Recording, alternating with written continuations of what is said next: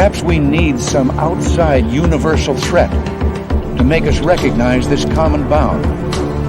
I occasionally think how quickly our differences worldwide would vanish if we were facing an alien threat from outside this world.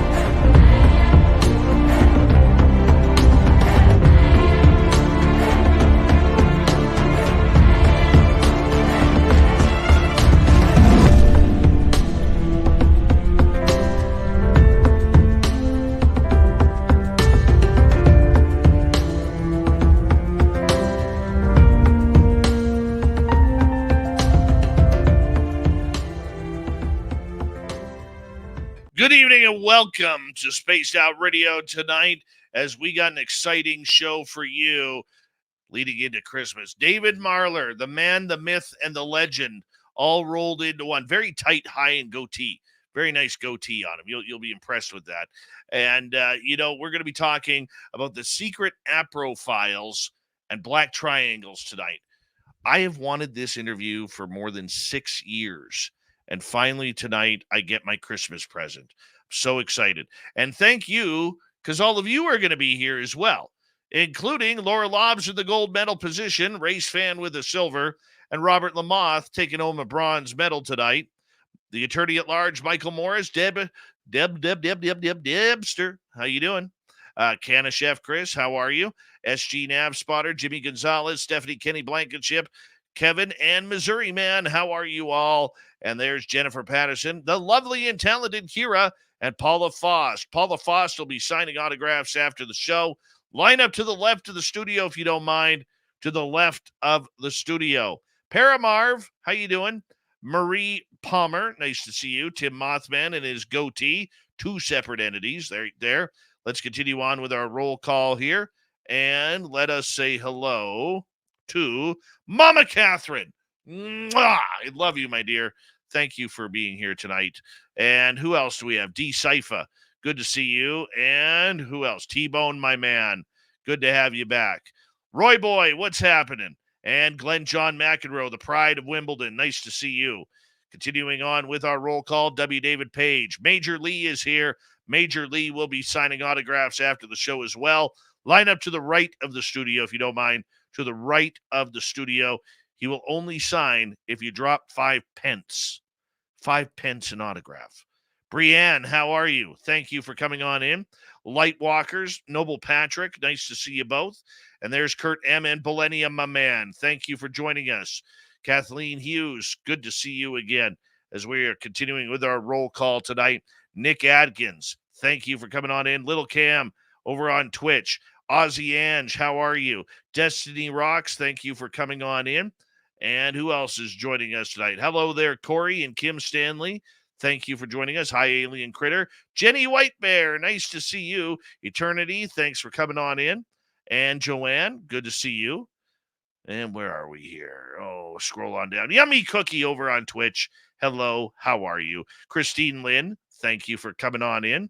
And the purple-haired pixie Lara, good to see you. Doug Shelby is here. The Doug Shelby has arrived, which means we can officially start this show. Body Tech, good morning to you over in the UK. And let's see, who else do we have here? Pix, good to see you. Chillgasm, Gizmo, and Major Lee, thank you for kicking off the super chat tonight. It's a wonderful way to support what we do on this show on a nightly basis. So thank you so much, Lee. Very much appreciate your love. River Dog, how you doing, buddy? And Science Melinda, Vashti Impaler, Kathy Evans, Lee the Bee, and Mark Slivka. Good to see you all. Hi, Vanessa. Thanks for coming on in. Cliff Sy. Let's get the radio side going here. And welcome on the radio side and podcast side of Spaced Out Radio tonight. My name is Dave Scott. Very much appreciate you. We are talking black triangles and the secret Apro files. David Marler is our guest tonight as we wait for Bill WD-40 to come on in and lube us up for tonight's show, because you always want to go into a show nice and smooth. Nothing rigid, smooth. You know what I'm saying? All right. Linda B., good to see you tonight. Reminder to all of you that you can go shopping at our Spaced Out Radio store and our website. We do not have ugly swag, people. None of this lawn mowing gear or garage sailing gear or flea market gear or changing the oil on the car gear. No, we got nice stuff that you're going to want to wear out, whether it's to a concert, a movie, or wherever you may be. You go have your choice. We got it up at spacedoutradio.com. 30 seconds left.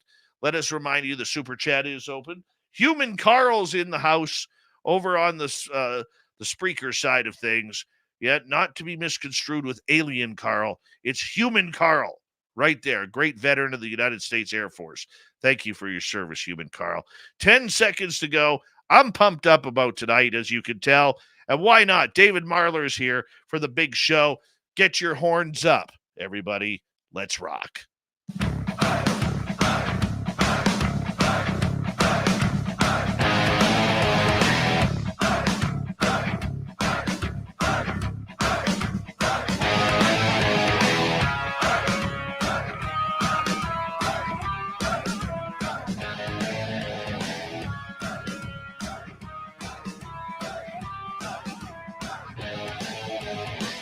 From the mountains of central British Columbia to you listening around the world, this, my friends, is Spaced Out Radio.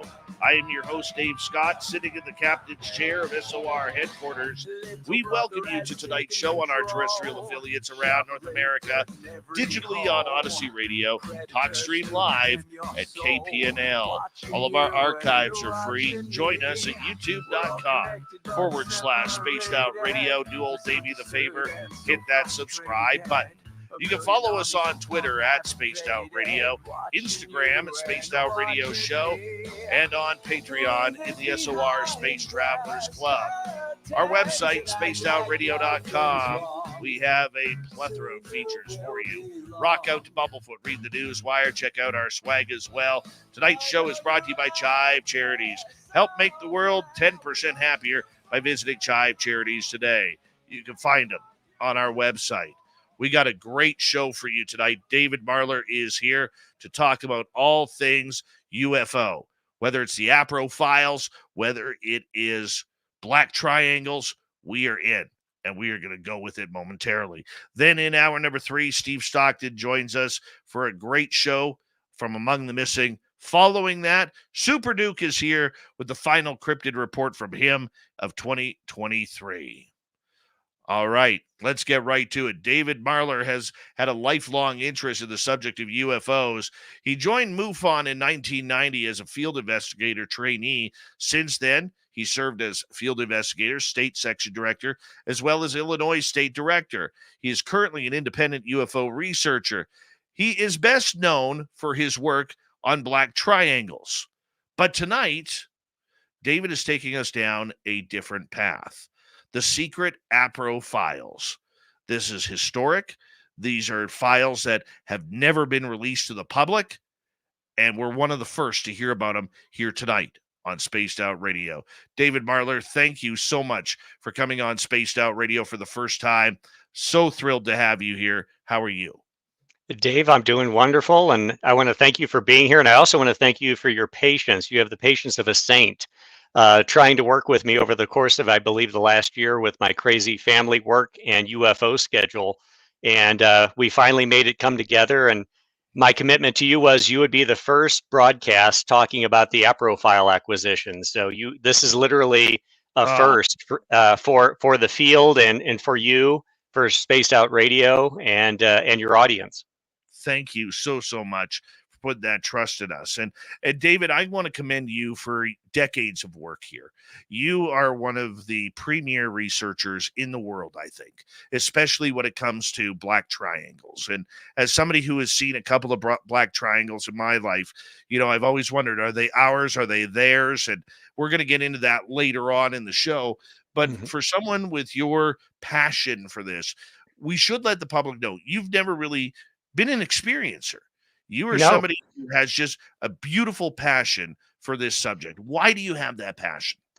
Well, it really started way back in 1973. My father had an interest in UFOs and the paranormal.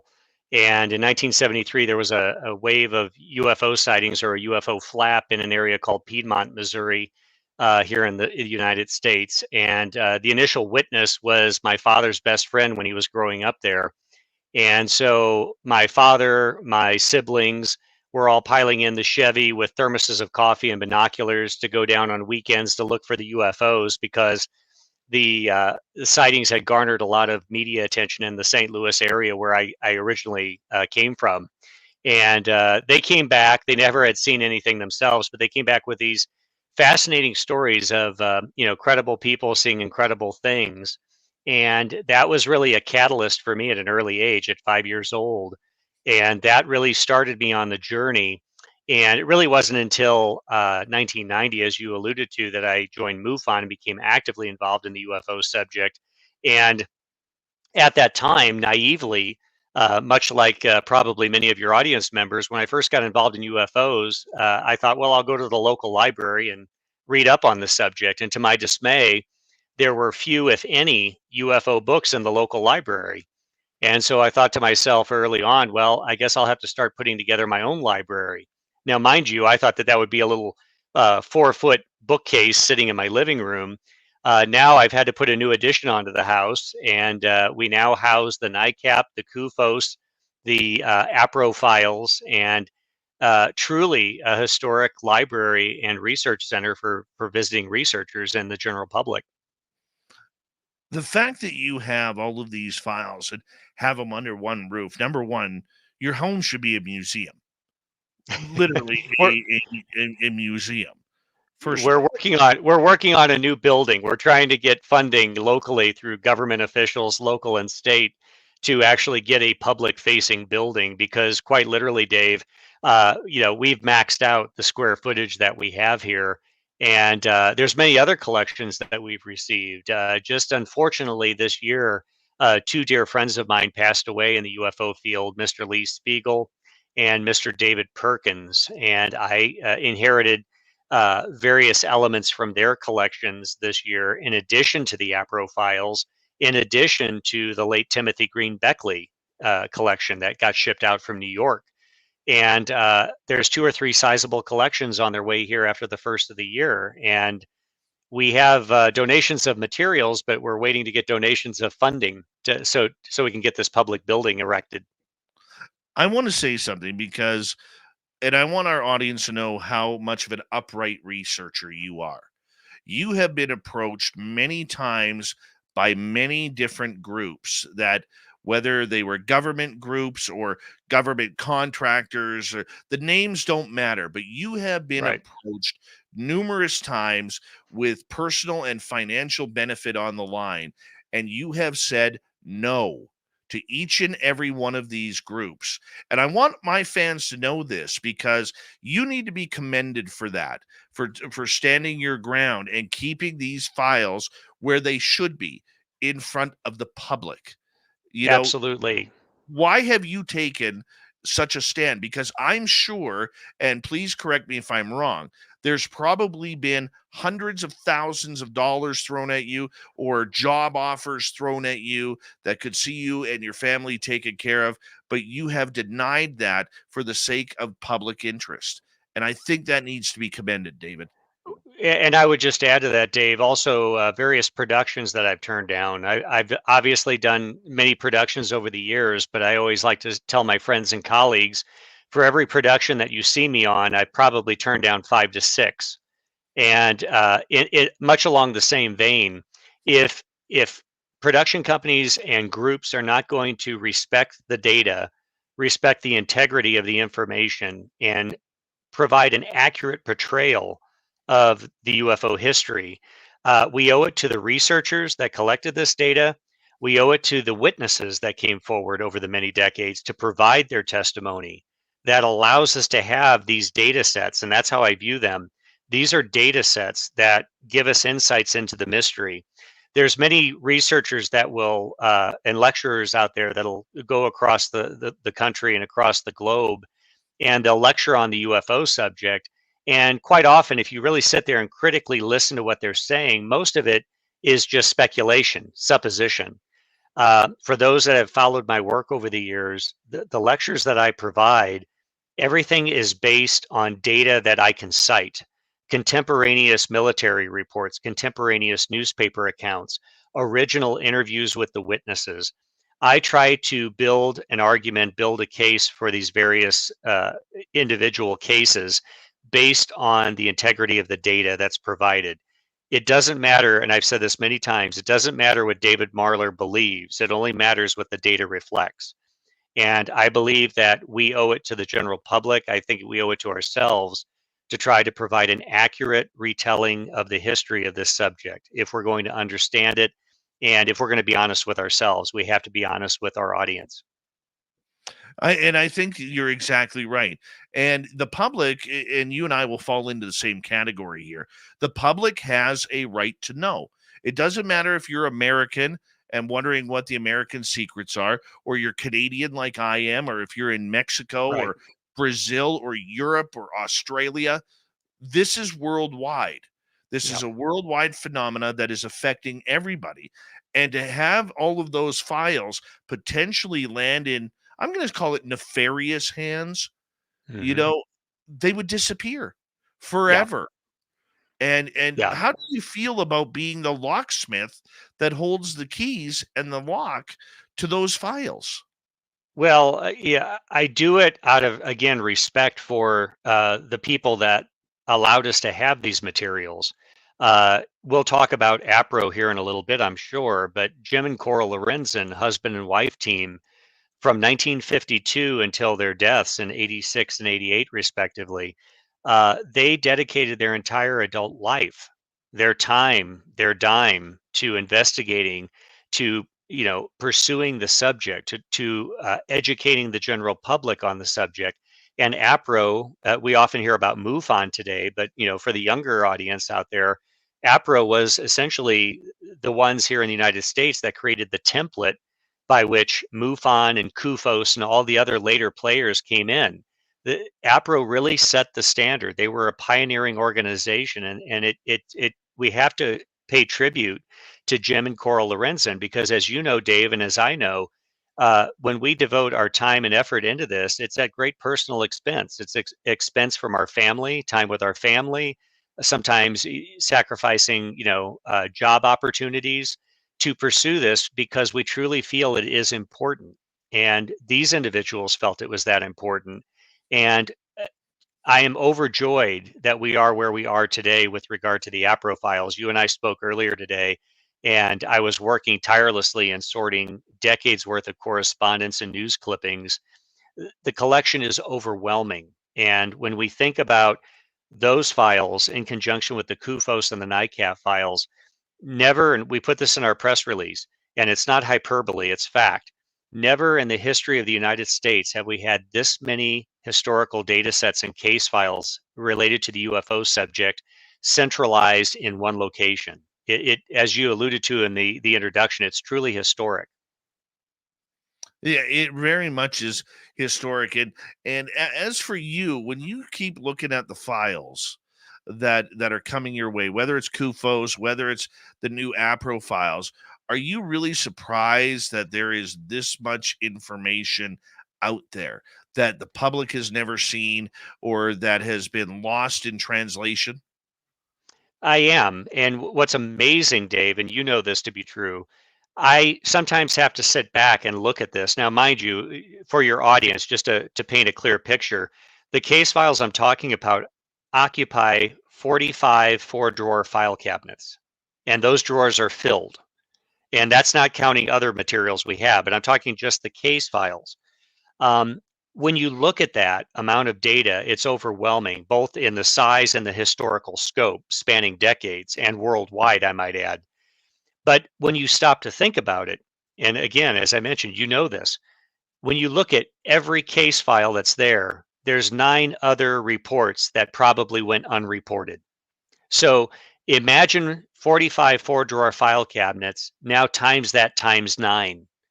That's probably how many reports are truly out there. but only so many people, of a small minority, 1 out of 10 we estimate, actually report it officially to an agency where we can actually document it and have that record on file. So I've always stated, despite even getting the Apro files recently, we're dealing with table scraps. We're not dealing with the true amount of data that's really out there, because as you know, Dave, and I have over the years talking to individuals, when you're in a social gathering and people realize you're interested in UFOs and you take it seriously, people will come up to you and say, you know, I'm going to tell you this because you're interested in the subject, but I've never told any of my friends this. Back in 1972 or 1976, I saw XYZ. So when you look at the amount of material we have, just imagine how many other reports are out there that have gone unreported. Oh, that's very true. That is very true. And, I can say most people out there are not reporting it. We don't Right. know who to trust.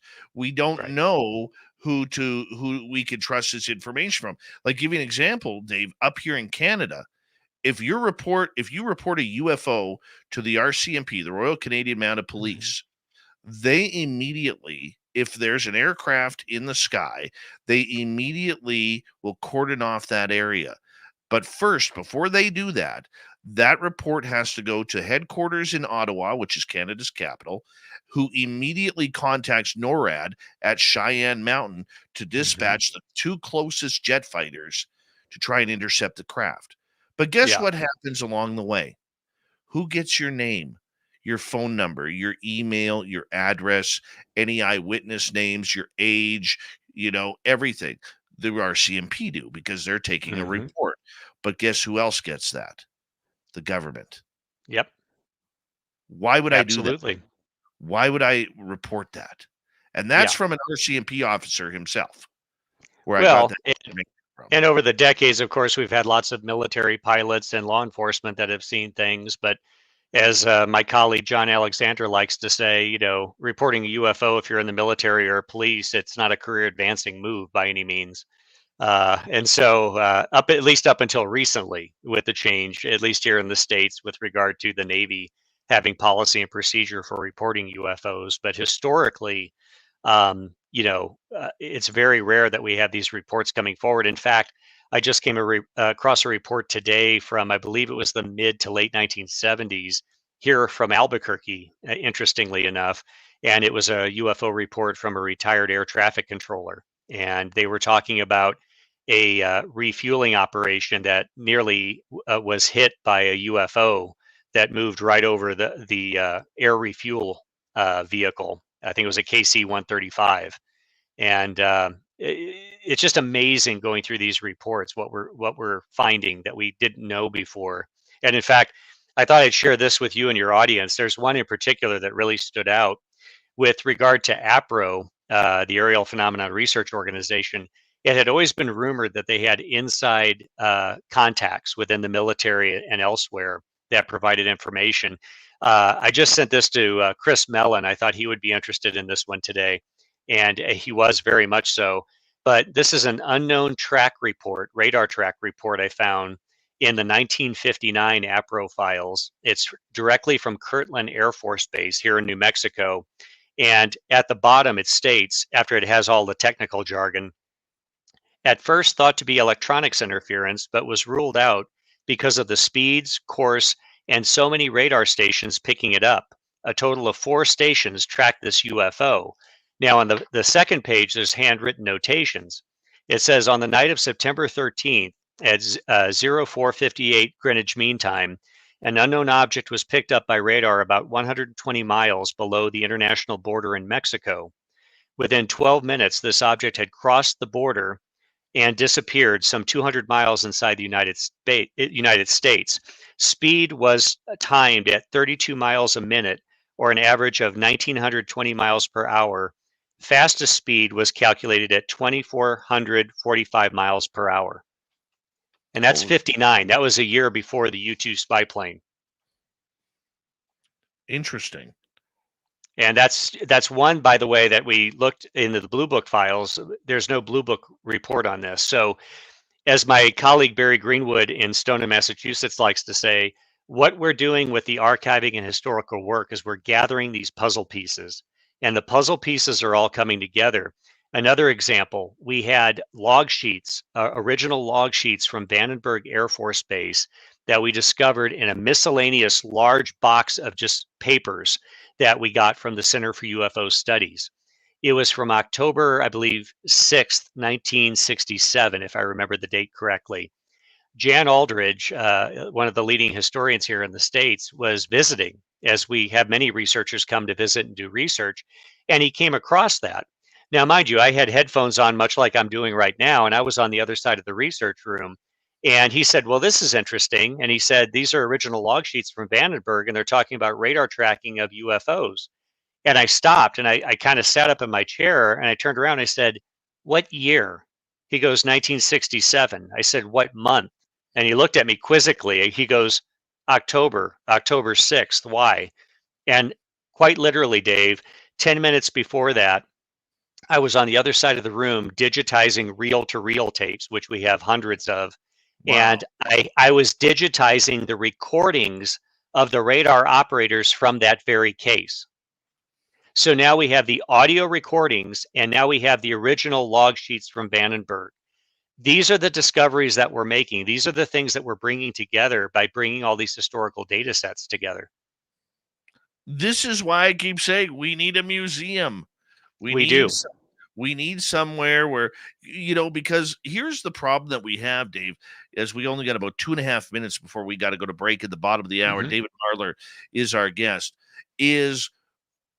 There isn't a good replacement for the old school ufologists that are out there. Okay, Right. You mentioned Timothy Beckley or Stanton Friedman was another one Sure. his files went to the University of New Brunswick. Thank goodness yeah. they're preserved. But I mean, what happens to Richard Dolan's or your files or Grant Cameron's files or Melinda Leslie's or Lorian Fenton's or Linda Moulton Howe's, as spacey as hers may be at times. Okay. Like we need a place for all of this to come together. And that's what we've created. We'll talk about that on the next segment of the show, but we'll talk about the organization we've set up to help centralize and preserve all this historical data. Where would you want to set it up? Well, we're looking to have it set up here in the Albuquerque area. I'm working with our county here is Sandoval County. I've been working with the county commissioners as well as the mayor of Rio Rancho, which is the suburb that I live in. And I've reached out to Albuquerque City. They've not replied, but in the course of the last year, I've had successive meetings with the mayor's office as well as the county commissioners. They actually invited me to come and present this vision in May to the county commission. They all agreed, all the commissioners agreed that they would love to have this here. They see it as an economic boon to the community, but we see it as a way to really create this vision, create this home for the history, as I like to call it. And they have agreed to be our fiscal agent.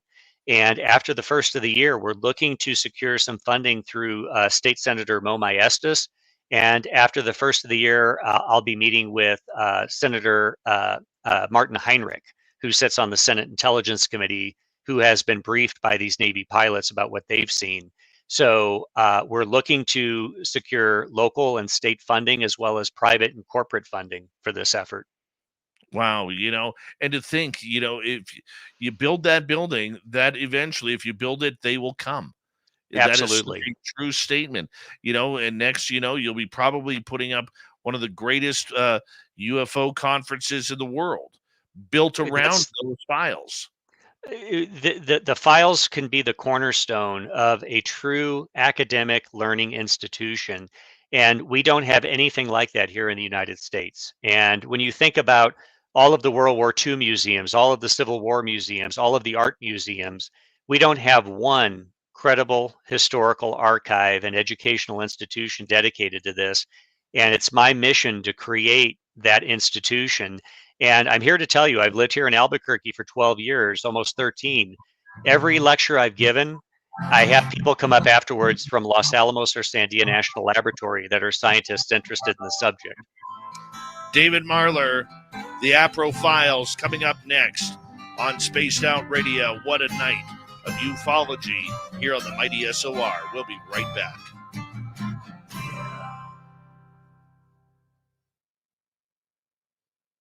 All right, David, our audience is clear. So our radio audience cannot hear us, but our podcast and UFO, our YouTube audience, Twitch audience, they can hear us. So we get to hang out with them here for a Great. couple.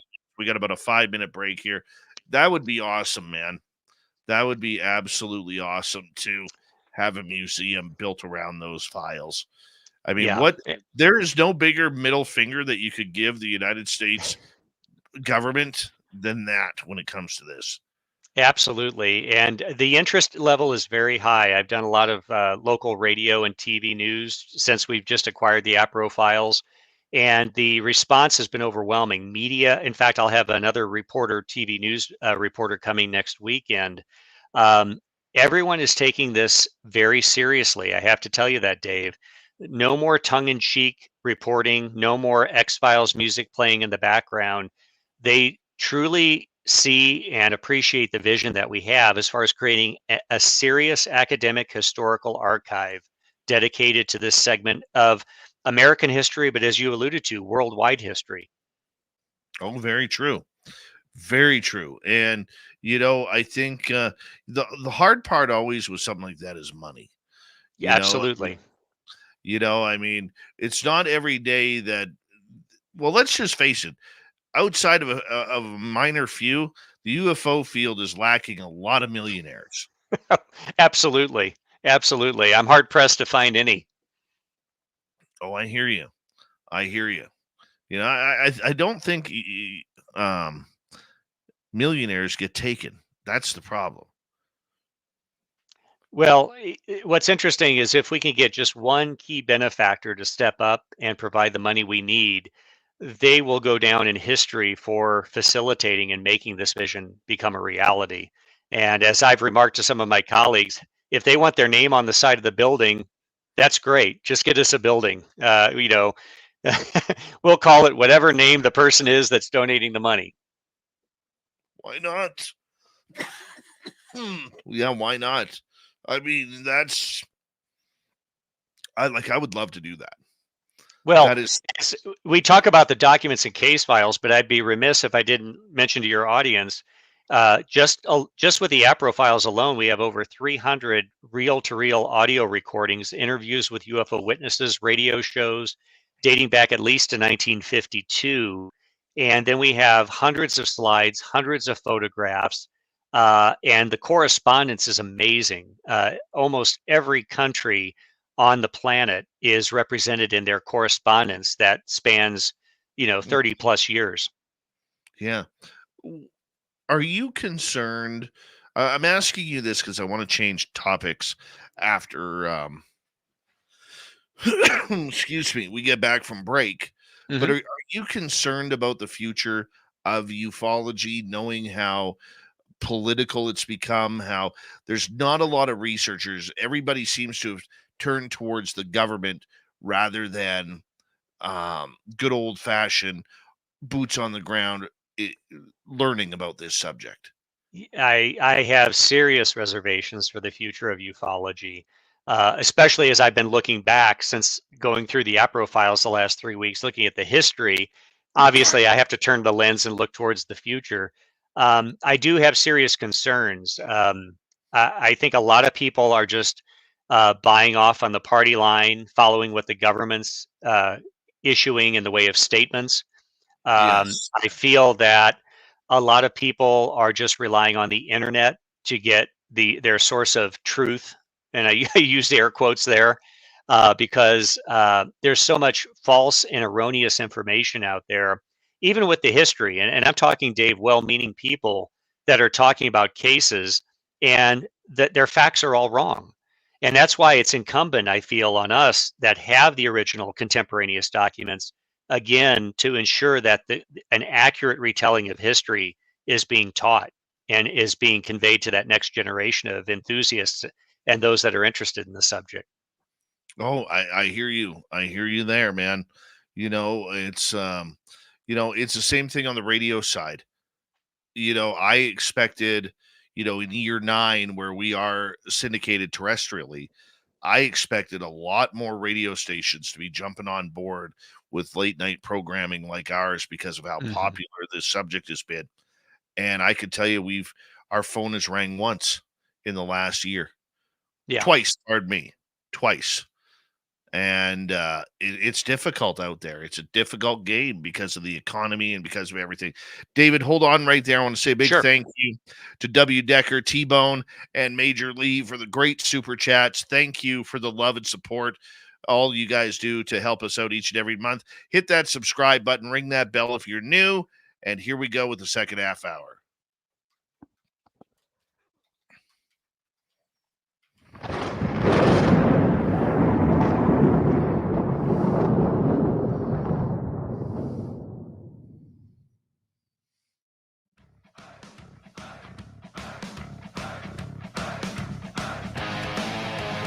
Second half hour, Spaced Out Radio is now underway. Good to have you with us. My name is Dave Scott. Very much appreciate earning your listening ears wherever you are on this beautiful planet we call Earth. Reminder to all of you that if you've missed portions of this show or others, our archives are always free on YouTube, on every major podcast network like Spotify, iTunes, iHeartRadio, you name it, we're there. Our website, spacedoutradio.com. We have a plethora of features for you. Rock out to Bumblefoot, read the news wire, check out our swag as well. Follow us on Twitter at Spaced Out Radio, Instagram at Spaced Out Radio Show, and on Patreon, the SOR Space Travelers Club.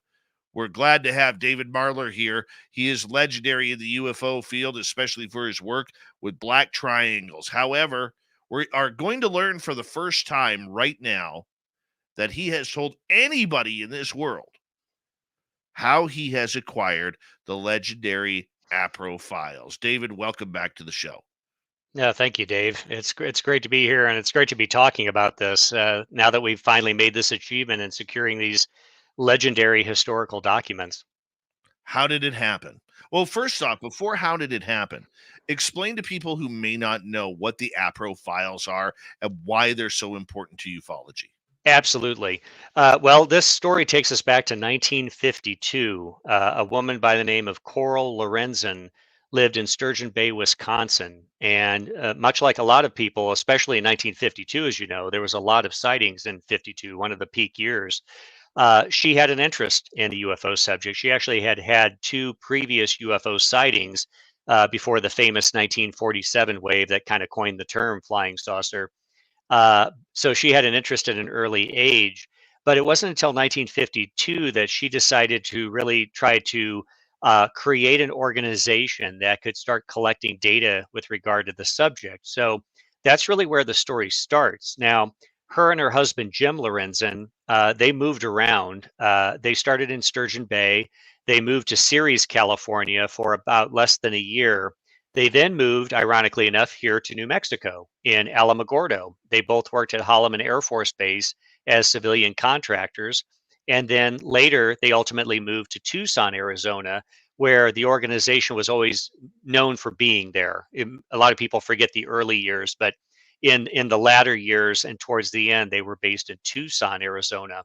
During that time, they had secured a worldwide network of correspondents and researchers and specialists, PhD specialists in various fields. And they had garnered one of the largest historical collections of UFO case files, news clippings, and correspondence, both domestically in the United States. They had a huge amount of material coming from South America through particularly one individual, Dr. Olavo Fontes in Brazil. And some of the famous classic cases that we have were as a direct result of Dr. Fontes working down in Brazil. But they also had European contacts, they had contacts in Japan. And this is the material that I've been sorting through the last few weeks. But unfortunately, Jim and Coral were really the people and the driving force behind the organization. They had a board of directors, but unfortunately, Jim passed away, I believe it was in 86, and Coral passed away in 88.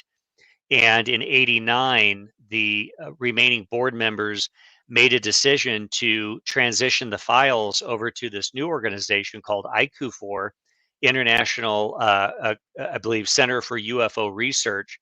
And it was by these two individuals, Brian Myers and Tina Choates, that they had collected these files.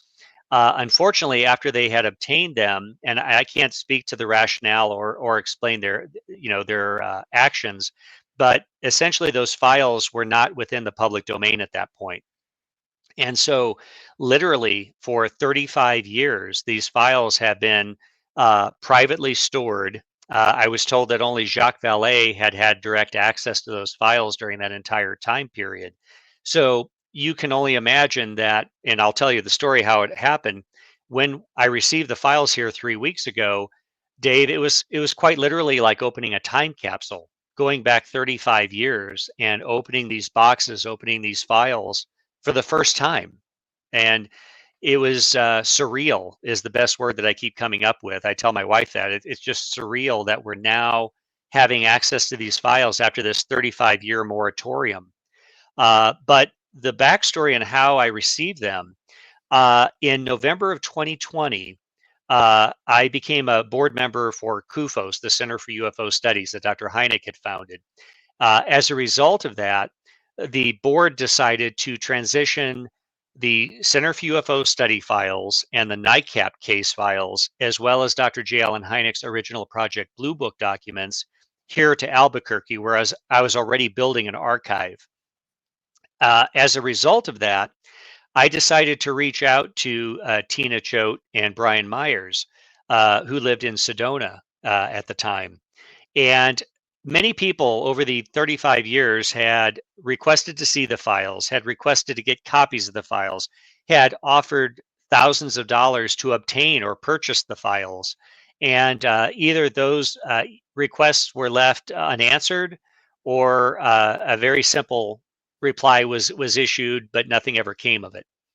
So I decided to take a different approach. I decided they have the historic Apro files. I'm now curating the historic CUFOS NICAP files. Rather than being like everyone else and asking for something, I thought I'd try a different approach. So I emailed Tina at the time and just introduced myself. I never assume people know who I am. So I just introduced myself and mentioned that I'm in the neighboring state of New Mexico, you're in Arizona, and the two of us are in unique positions. We're both curating these historic rare UFO collections. And I simply offered that if they ever need any information, if they ever need any data, if they're ever curious or would like to see the files, I make them available to them. And I pretty much left it at that. I just wanted to give a polite overture and let them know that I'm in a very similar situation that they are. I received a very courteous reply from Tina. Unbeknownst to me, though, I didn't realize that at that time she was battling cancer. She didn't allude to it at the time. And I thought in the next several months to a year or so, we'll reconnect and slowly build a relationship. Well, then I found out that she had, in the subsequent months, had passed away from her cancer. So I reached out to the same email address, assuming that her husband, her widower essentially, might be monitoring that email. And I just simply extended my condolences because I had lost family during COVID, had lost my mother very close to that time period. And I stated that I've gone through a lot of personal loss myself, and I just want to convey my condolences for what you're going through. I received a reply, but that was it. Nothing more, nothing less. And I continue just to do my work with the CUFOS and the NICAP files. We're currently doing a high-level digitization project of trying to get all those case files scanned so we can make them available to the general public. Well, fast forward in time, just to about a little over a month ago, November 1st, I'm sitting in my office and I'm doing my day job, and I get an email out of the blue from Brian Myers. And it stated something to the effect, David, I know you've expressed interest in the Apro files. Can I get your number because I'd like to talk to you about them? I was shocked. This literally came out of left field.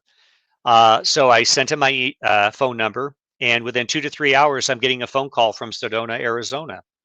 And Brian conveyed to me that, with Tina's passing, he's going through a lot of changes, obviously. He's 74 years old. He's getting older, and he's in the process of getting ready to move. And he felt that the time was now right to pass the torch to the next generation. And he said, I've been aware of you. I know of your research. I've watched all your lectures online. I appreciate your passion for the history. I know you put this organization together that's predicated on preserving the history. And I've had 3 or 4 researchers that have visited your home that have contacted me suggesting you as a possible recipient for the files. And so he said, I would like to come and meet with you. This is obviously a very big decision, but I'd like for us to get a read with each other and make sure we're on the same page. And I said, well, certainly, we'd love to have you come out. My wife and I would love to have you come and visit. He said, well, I'd like to come out in the next 2 to 3 days. So all this happened very fast. So the first weekend in November, he shows up here. He drove 5.5 hours from Sedona. We went to breakfast, lunch, dinner, really had a chance to connect on a personal level. I had never really known him other than who he was. And we were both on the same page, showed him the work that we're doing with the archiving, the collections that we already had amassed, and he was suitably impressed. At one point, Dave, I made the remark, I said, well, you can see I've got lots of file cabinets here. And he looked at me and smiled, and there was a little twinkle in his eye. And he said, well, Dave, you're about to get a lot more file cabinets, which was his indirect way of pretty much saying that the Apro files are going to be on their way. He pretty much stated he had made his decision before coming out, but he just wanted to meet with me in person. And so about 2 weeks went by, and I thought we might have the files transition before the end of the year. To my surprise, he stated that the weather was starting to look kind of wintry in Sedona, and he'd like to personally deliver the files. I didn't have to go get them. He drove a moving truck loaded with 13 4-drawer file cabinets and 60 boxes full of historical UFO material. And the weekend right after Thanksgiving here, he delivered those files. And for the last 3 weeks now, I've been sorting those files, trying to get them in some semblance of order. We talked earlier today, Dave, and you could hear me rustling around with all the boxes. It's an incredible time capsule of UFO history from 52 to the 1980s. Wow. In just the short amount of time that you've had these files, what's sticking out for you? Oh, I knew you'd ask me that. Since you're in Canada, I want to share this with you and your audience, and I have not mentioned this publicly yet. Again, I told you if you since you were patient with me, I would give you some really nice exclusives. We have, and I had heard that Apro had this, and I was looking for it, and I couldn't find it at first. But in going through the file cabinet drawers, in the very front of one of the drawers, in front of all the files, there was a small little narrow box wedged in the front. I pull it out, and it has the name Mihalik on the front. Nice. I open it up, and it is the glove, the left-hand glove that Stephen Mihalik touched the flying saucer back in '67. Oh. There was also a folded piece of paper on the inside of the box, and I opened it up, and it was a swath of his shirt that had the burn marks. Ooh. So adding to that list that I provided you earlier, we have, like I said, audio, documents, correspondence. We also have physical evidence. We have a couple metal fragments from 2 South American cases that were provided by Dr. Olavo Fontes from 1957. I just came across an envelope today that had angel hair listed on the front, and there's this strandy, sinewy, white, fibrous material on the inside. And so we're finding physical trace elements to some of these things in addition to the case files themselves. I have to ask, what are you going to do with the Mihalik evidence? Well, we're looking. Those are the, well, I need to probably get with Chris Rutkowski just to see what work has been done previously on these things. Obviously, if we can provide them for some type of analysis, we'll do that. But I think that these are things, and I think you'll agree, Dave, these types of historical artifacts that really connect people with these cases These are the things we want to have displayed in the historical archive. This is what will draw people in. They've heard about the case, but now you can actually see the artifacts from some of these. I want to totally give you a high five for that. Totally want to give you a high five. I mean, honestly, you open up that drawer and you see that. That's like winning the lottery. That's like opening up a pack of baseball cards and getting a Mike Trout rookie card or I, Shohei Ohtani. I've had that experience with several different things that I found in the collection, but I've literally, I'm not joking, had to sit down when I saw that. When I opened the box, I just sat down and just kind of took it all in, because I had heard that Apro had the glove and they had a fragment of his shirt. But again, with the passage of time, just because that was in the collection at one time does not guarantee that it's going to be there in 2023 when I receive the collection. But there's other artifacts that we're coming across as well. And we do, from other collections, we have a lot of original Project Blue Book artifacts and some other artifacts from other elements of UFO history. Please tell me more about the angel hair. Yeah, I didn't look at it very closely, but it was a case from, I believe, 1967, 68. And I opened it up and it was just this white fibrous material. There were actually 2 envelopes with that. And I've been sorting this feverishly, Dave, so I really haven't had time to like really go into detail looking at the reports. Otherwise, I wouldn't get anything organized or sorted. I should be finished by this weekend with the rough sorting, and then I can go back and do a really deep dive into some of these highlights, if you want to call them that, in the collection. My God, I don't. My jaw is dropped right now. I'm not gonna lie, because the Stefan Mikulik case, to me, is the most underrated case in the world. I Yes, agree. yes, we had, a lot of evidence from Betty and Barney Hill. We had evidence from Travis Walton. Okay, but for some reason, just because it's a Canadian case, it gets overlooked. And there I is agree. so much evidence there. And he's still alive. Well, the thing that's important to note is, talking about Canadian cases. I had the pleasure last year of being invited to Shag Harbor in Nova Scotia, and I was always fascinated by that case, even as a kid. Apro has a fairly extensive file on the Shag Harbor case, and I opened that up, and I have the full front page newspaper headline that talks about that something apparently crashed in Shag Harbor. I have the original front page headline of that case, and it's well documented. There's no doubt that something crashed, something was moving under the water. There was some attempted retrieval operation.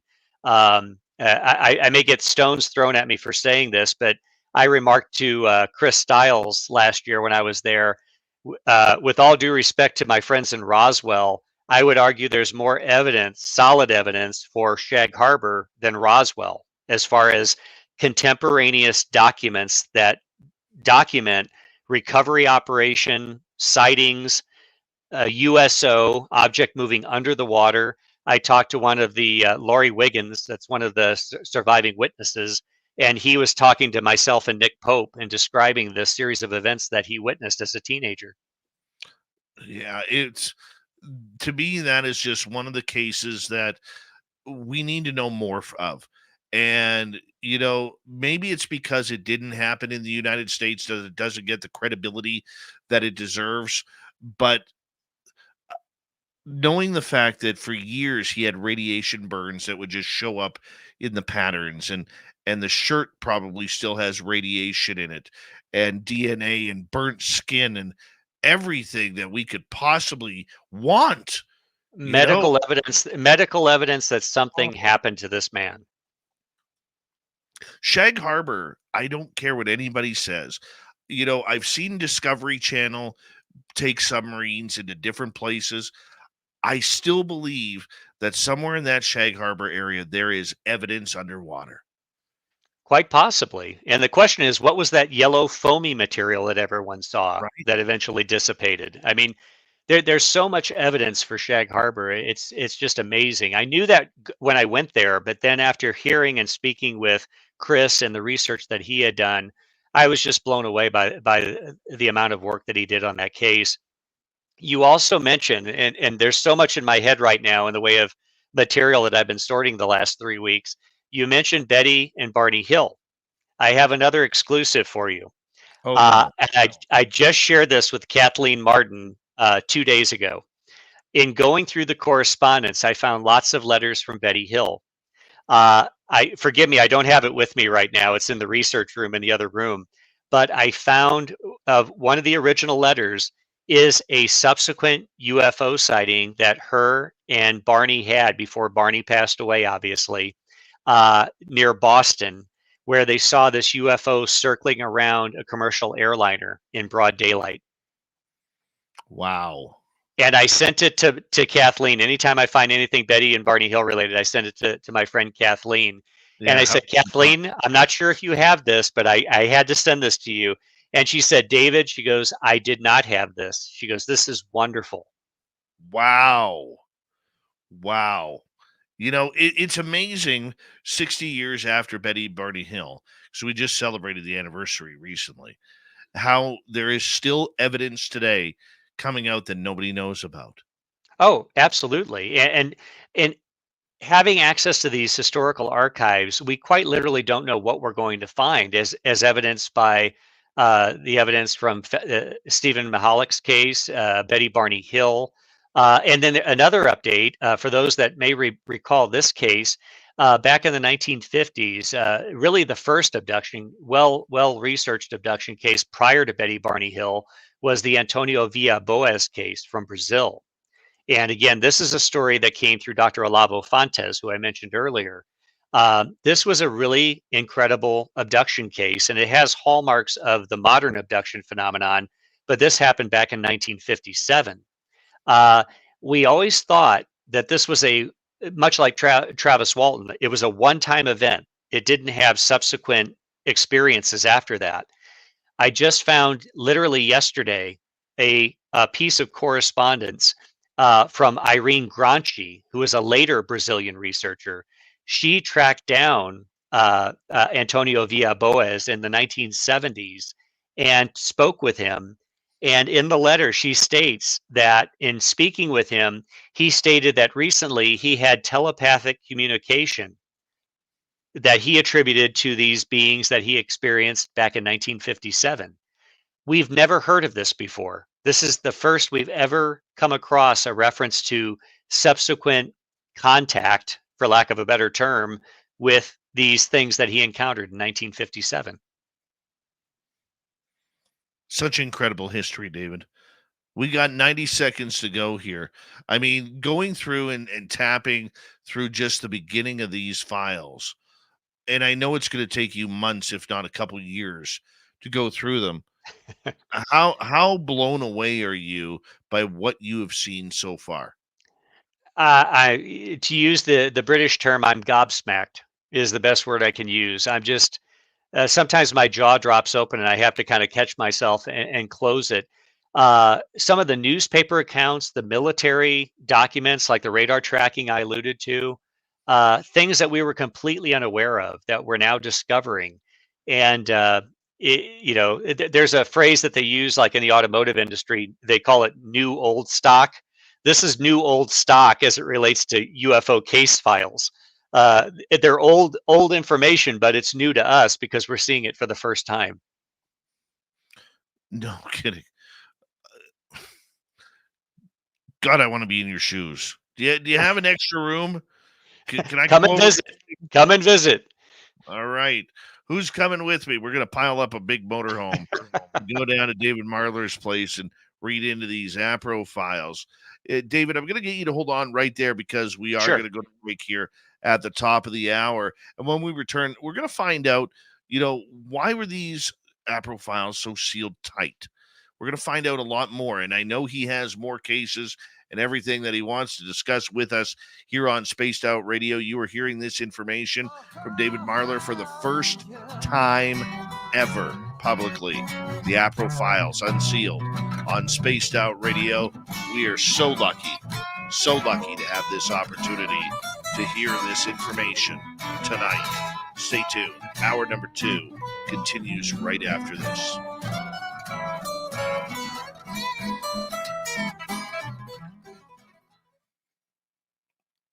I got to figure out if I can find a screwdriver to tighten up my jaw. Holy cow. Well, I'm still, as I mentioned earlier today, I'm still going through boxes. And I told my wife a number of times, I quite literally don't know what I'm going to find every time I open one of these boxes. I'm finding rare newsletters going back to 1953, 1954, extremely rare newsletters. And sometimes they're mixed in with just general correspondence that really don't have much information. Right. David, I'm going to take a quick break here. I'm going to put you back in the green room.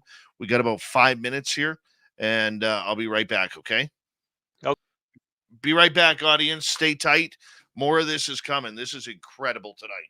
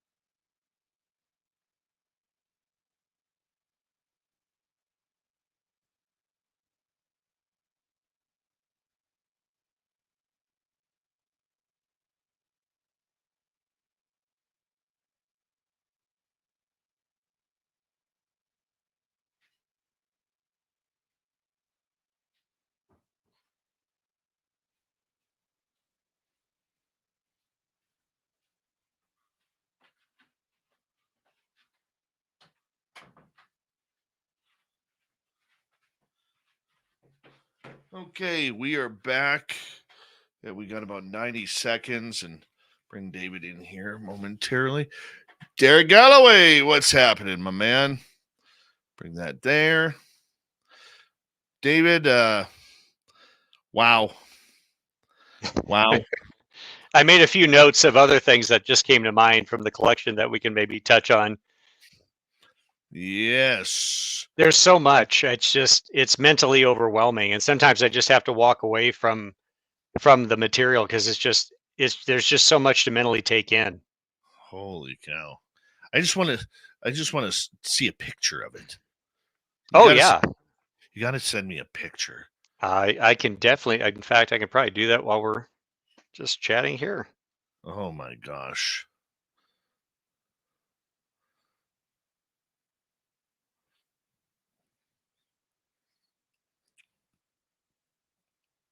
While we're waiting, thank you to T-Bone ×2, W. Decker, and Major Lee for the super chats tonight. Very much appreciate the love. And wow. I want to remind everybody that we will be having programming here on Christmas and Boxing Day, or December 26th. I will not be live because of the holiday, but because I will be out of town and traveling. But we'll have something here for you, so that way you can hang out with your friends. And yeah, Jorgen Johansson, how you doing? From Pattaya, Sweden. Here we go, everybody. Here's hour 2.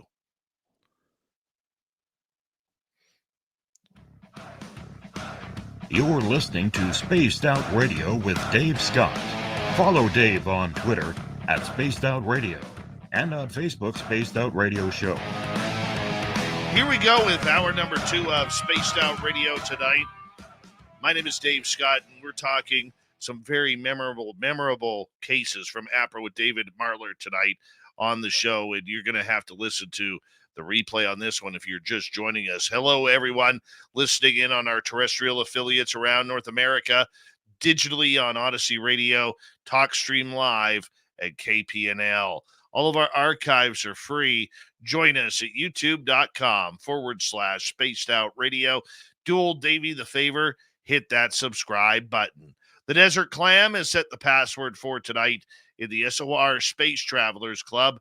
Wagonette. Wagonette is your password. Use it wisely, space travelers, as the Clam sets the password each and every night right here on Spaced Out Radio. Our website, spacedoutradio.com.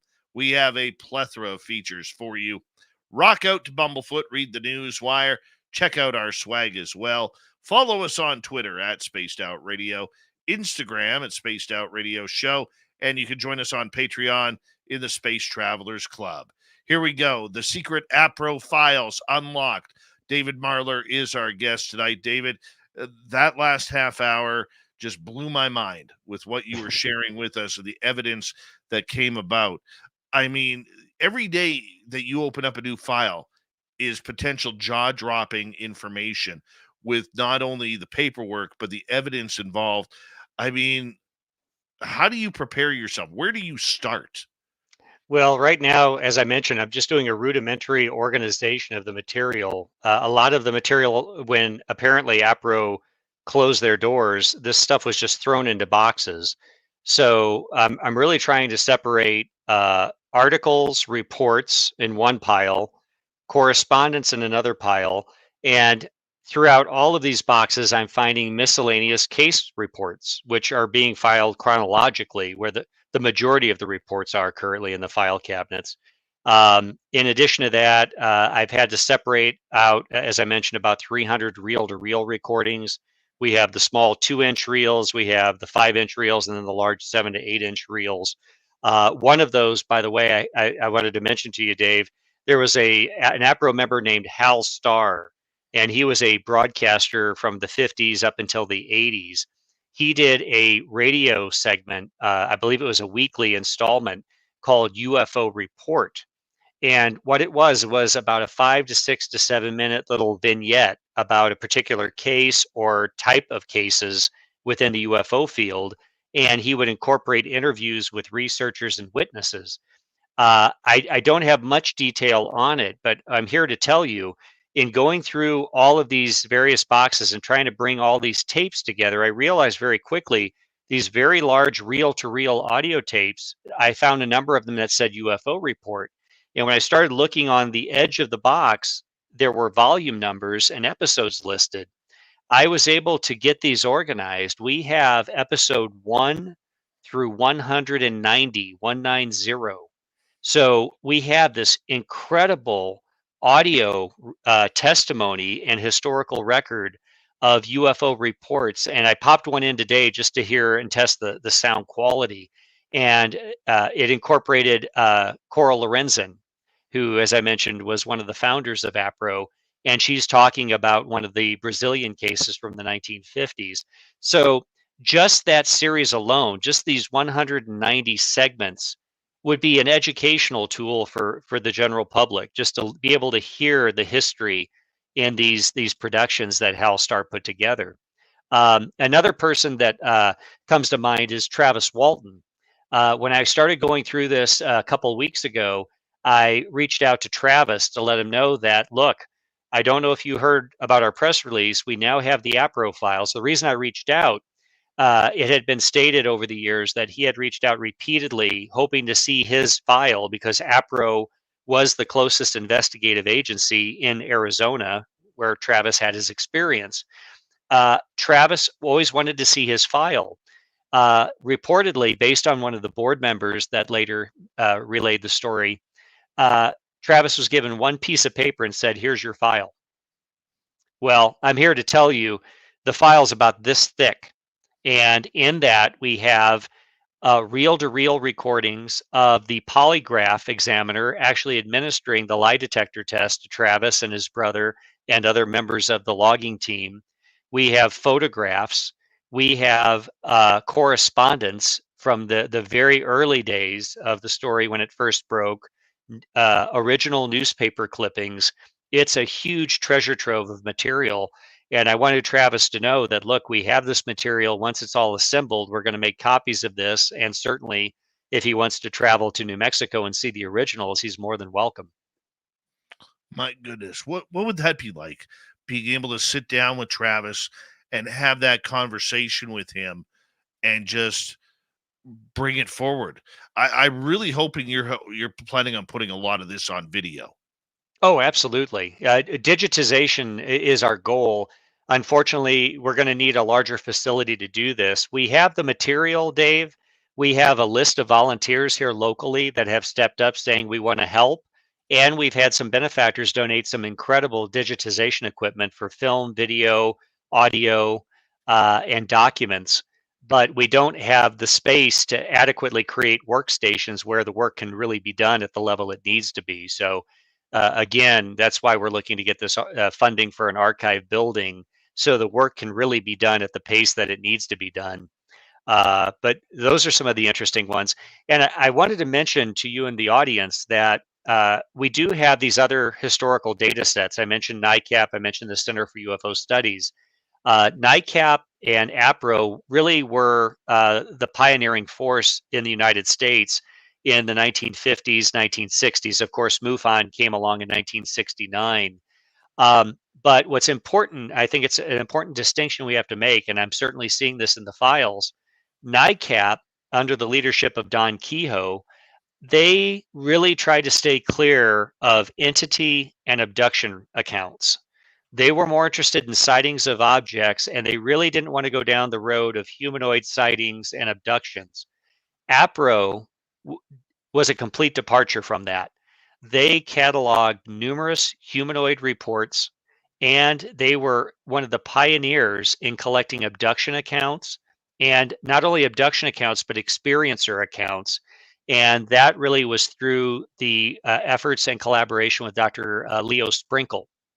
Of course, Leo was a pioneer when it came to looking at the experiencer reports. Just today, I think I went through at least 30 pages of correspondence between Dr. Sprinkle and Jim and Coral Lorenzen on these experiencer accounts. So if anybody wanted to write a book on early experiencer accounts from the 1960s, 1970s, there's just a treasure trove of material there. Is there anything that you expect to find on maybe human or animal mutilations in there? I've actually started assembling a file on mutilations. I'm finding material left and right in various boxes. I'm trying to pull all that together. I found about 40 news clippings. Now, mind you, we have a lot of other mutilation material from other researchers. What I want to do is centralize all that and have one master cattle mutilation, animal mutilation file data set that's been pulled. There was a woman by the name of Becky Menschel that used to be here in New Mexico. She passed away a number of years ago. We inherited her material. And I'm also very close friends with Greg Valdez, the son of Gabe Valdez, who is a New Mexico state trooper who did a lot of the early pioneering work on cattle mutilations here in the state of New Mexico. And I have access to Greg's father's material as well. Again, pulling all this data together, what insights might we gather in looking at patterns, correlations, and trends? It's exciting. I mean, this literally, I mean, we're talking about this news, but this is just the foundation stone for research that can be done by other people once we make this data available to everyone. This is just way too amazing. David Marler is our guest tonight, talking about the secret Apro files. I got a couple questions here from the audience for you, and Corey wants to start things off asking if you've had ever any information on Operation High Jump. I don't. I haven't come across any material in the NICAP, CUFOS, or APRO holdings on high jump at this point. Not to say I won't find it in a box in the next day or two. All right, and the desolate one from across the pond asking, whatever happened to Betty Hill's dress? Didn't it have residue on there? He says, I remember thinking that or reading that. Yeah, it did. And Dr. Phyllis Bunger, who I know, she's a dear friend, she did some analysis on that several years ago for MUFON. I do believe that the dress, the remainder of the dress, I should say, I believe that is now in a museum in New Hampshire or out on the East Coast somewhere, if memory serves correctly. Although I will tell you that Dr. Budinger told me that hers is one of the collections that we are going to inherit in the future. And she told me that she still has some pieces of the dress that were left over from her chemical analysis. And so that's another artifact that we'll have, in addition to Stephen Mihalik's glove and shirt, in addition to a number of these other artifacts from some of these classic cases. And you can imagine, Dave, to have a display of those items with the contemporaneous newspapers, with vintage audio recordings of people describing the events. You can imagine how we could pull all this together, and it would just be Disneyland for anyone interested in the UFO subject. What other fascinating findings have you come up with yet? Well, I'm trying to think. You and I think earlier today you mentioned our friend Katie Page. She's done some research with the ranch in Colorado. And of course, there's been a number of locations in Colorado that have had a history of very unusual activity, UFO sightings, orbs, entities, uh, very strange experiences that really go beyond just UFO sightings themselves. And what I'm finding is a number of humanoid cases, UFO sightings, and paranormal activity that I've heard Katie lecture about and that she's personally experienced. I'm seeing very similar themes expressed in these contemporaneous case files from the 1960s and 1970s, and in some of these same areas, including animal mutilations. And so I just messaged Katie yesterday and I told her, when you come out here, there's going to be a lot of information for you to go through. A lot of information. I mean, how do you, protect these? Do you worry about maybe somebody breaking into your home and stealing these files? Do you have them insured? I mean, how do you protect these? Yeah, insurance is, I've had that come up a number of times. It's very hard to insure a collection like this because there's quite literally nothing like it. And it's hard to put a monetary value on this very important history. But insofar as security, we have a state-of-the-art security system, and we quite literally have cameras all around the house and property. So If anybody decides to knock on my door or sneak around my property, it's going to be captured on video, and we have an alarm system. So, and I have 2 retired neighbors that are retired Air Force, and if anybody has retirees as neighbors, that they're better than watchdogs, because if a car pulls up in front of the house and they don't recognize it, they're immediately calling me saying, "Hey, there's a car outside. Are you expecting company?" So we have lots of Perfect. eyes and ears and cameras. Perfect. Because we got to protect this at all costs. That's just the way, the way it Absolutely. is. As you go through, what do you expect to find? Do you expect to find more hands-on cases where people are getting abducted and having the ultimate experience? Oh, absolutely. I'm finding it, like I said, I mentioned Leo Sprinkle's material. There are some incredible cases that are documented by Dr. Sprinkle, but not just Dr. Sprinkle, many other researchers as well. And I think it's going to be, what's interesting about the collection, Dave, is whatever your area of interest, I guarantee there's something in those files that would draw your attention. Whether you're looking at abductions, sightings, people that are experiencers, poltergeist activity, precognition, dreams. I mean, there's so many different elements that are contained in those files. And quite literally, for the first time, I think we're going to have these files organized better than they ever have been. As I mentioned, I'm finding just random case files thrown here and there in various boxes. I've been working for the last 3 weeks diligently trying to get all of those in chronological order. And some of the letters, I have to say this, Dave, I always fail to mention this.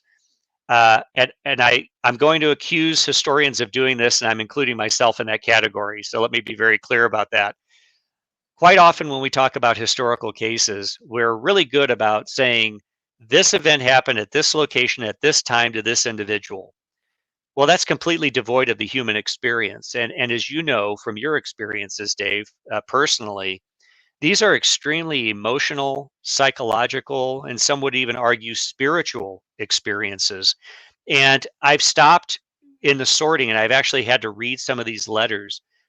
There is so much emotion in these narratives. These are extremely personal narratives in some cases, and you cannot be humbled by reading the emotion that's in these letters going back 20, 30, 40, 50 years.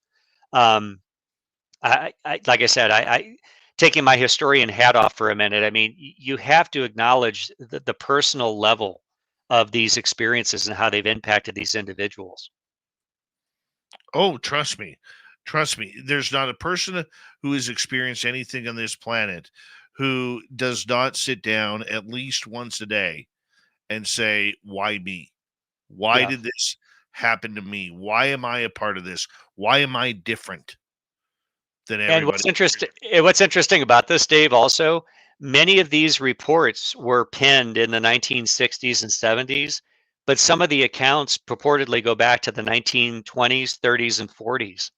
People What? that would write, I've sat on this for 30, 40 years and never felt comfortable relaying it to anyone, but I happen to hear of your organization, or I happen to see Jim or Coral on a documentary, and I feel like you're the right person that could understand and appreciate my experience.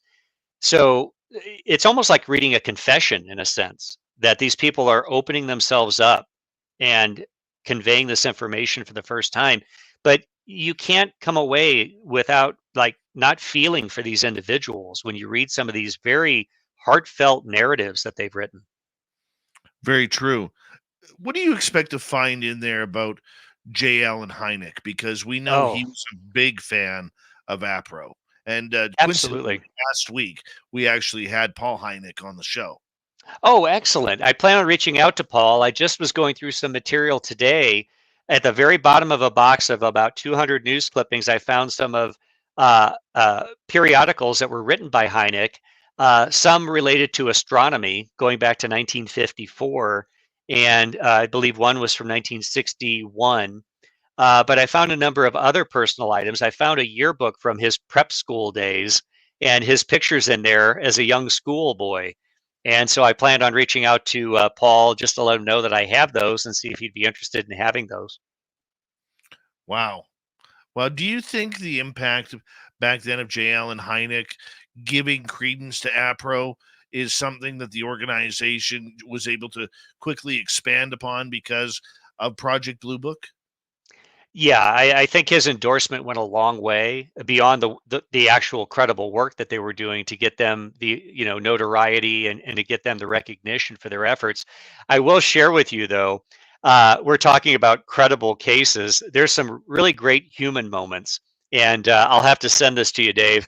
I found about 3 days ago, going through their photo catalog, they have all these photos of UFOs and personalities and individuals. I found this wonderful picture and I sent it to Mark Rodiger at the Center for UFO Studies. It's a picture of Jim and Coral's in-ground pool in Tucson, Arizona, probably mid to late 1960s. And there's a picture of Hynek on like a little floaty noodle and Jim Lorenzen, and they're both in the pool together. It's just one of those little human moments. You always think of Hynek at a lecture podium with a tie, very prim and proper, and they're just both sitting on this little floaty noodle like this in the pool. I thought it was a great human moment to see Hynek like that. No kidding. No kidding. Why why are you still so excited about this? And it's an easy, throwaway question that anybody can ask, but I Yeah. mean, you're like a kid in a candy store right now, and I understand that. Why does this excite you? What are you hoping to see from a certain case?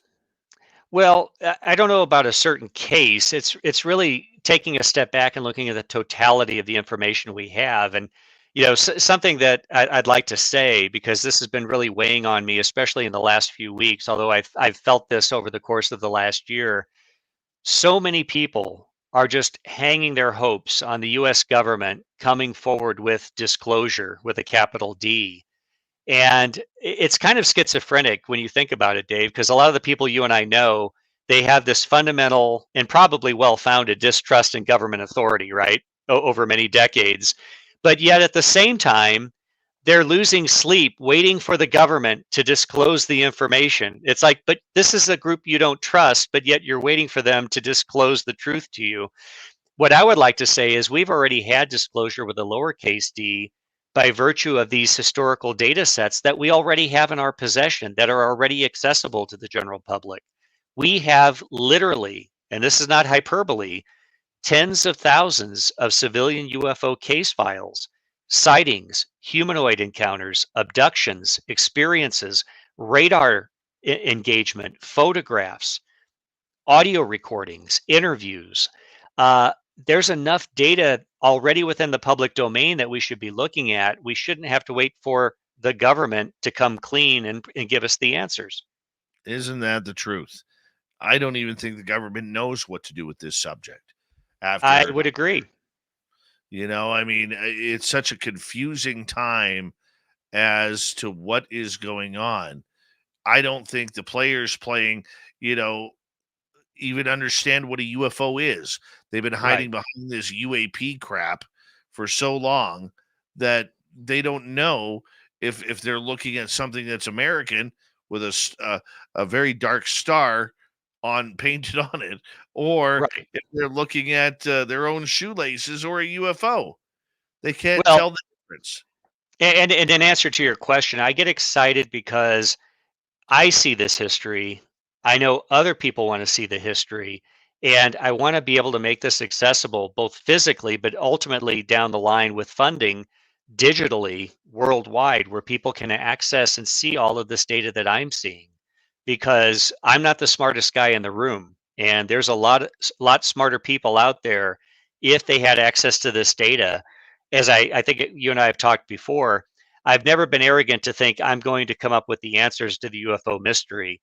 But I feel that any one of us, any one of your audience members, if given the opportunity to access this much data, we might find insights into trends, correlations, patterns that could be a stepping stone in the eventual understanding of the UFO mystery.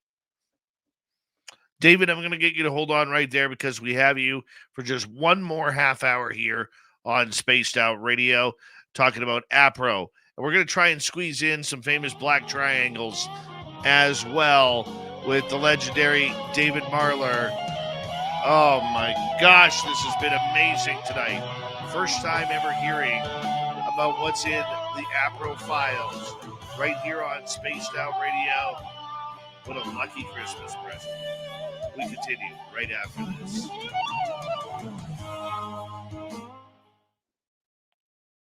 I think we need about a 6-hour show to do this one. Gosh. I really do appreciate this, Dave. No, I've been anxious to talk about it, and I didn't mention to you, Dave, I've had about 4 or 5 other people wanting me to go on their show, and I told them, I said, I can do it after December 19th, but I can't do it before. And that because I committed to you that you would get the exclusive on this. I appreciate that. Well, you were patient waiting for me, so that's the least I can do. Well, you know what? We got to get you to our fan party in Reno. And if I come to that, I'll have to bring some of the stuff from the Apro files.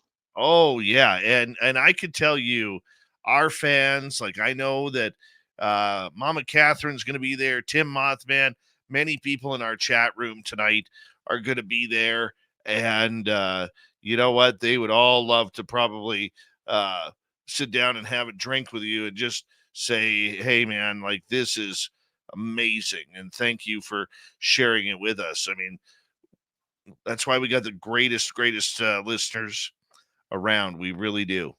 Absolutely. Yeah, no, it would be great to meet everyone and talk about it and try to address questions. And obviously, we can't address all the questions, in one show, but and maybe by then I'll actually have a more fundamental understanding of what's in the collection. Because again, right now it's a feverish mad dash, just trying to just get a rough sense of order, and then I can go back through with a fine-tooth comb and really start combing the information.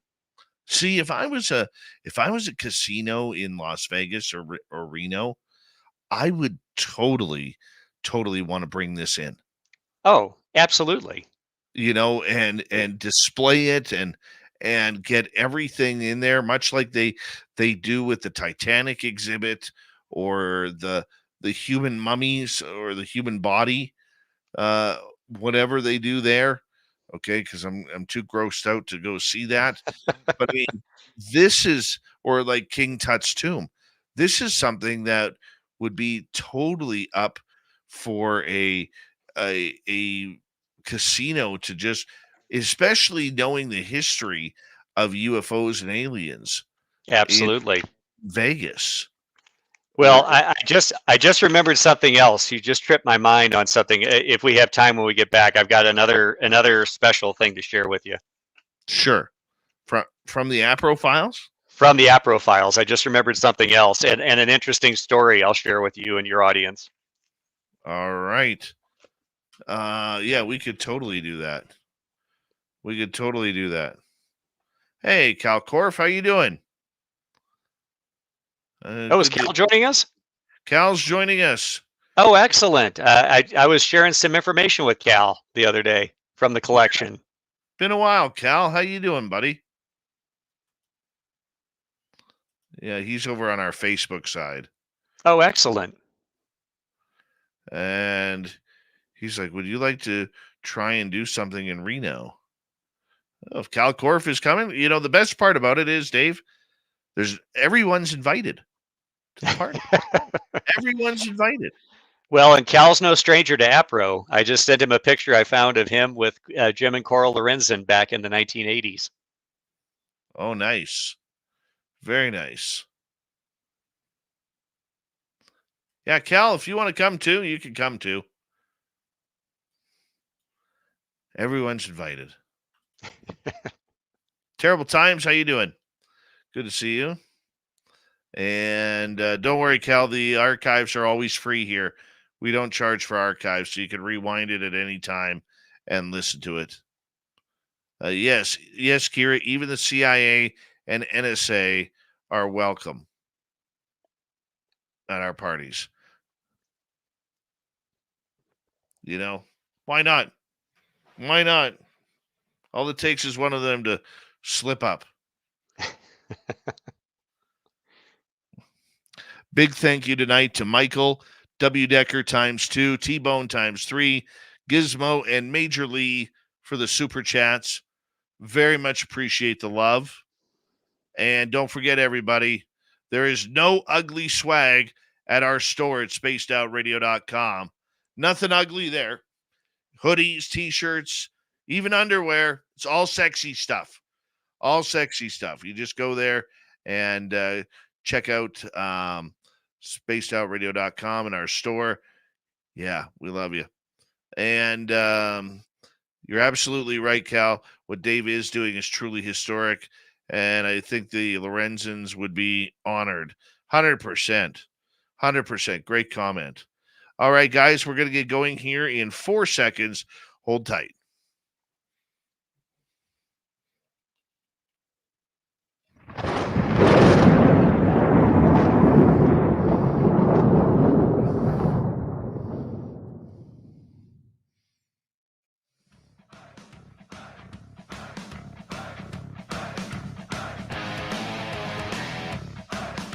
We pass the halfway point of Spaced Out Radio tonight. Thank you for joining us in our UFO talk tonight. My name is Dave Scott. Very much appreciate earning your listening ears.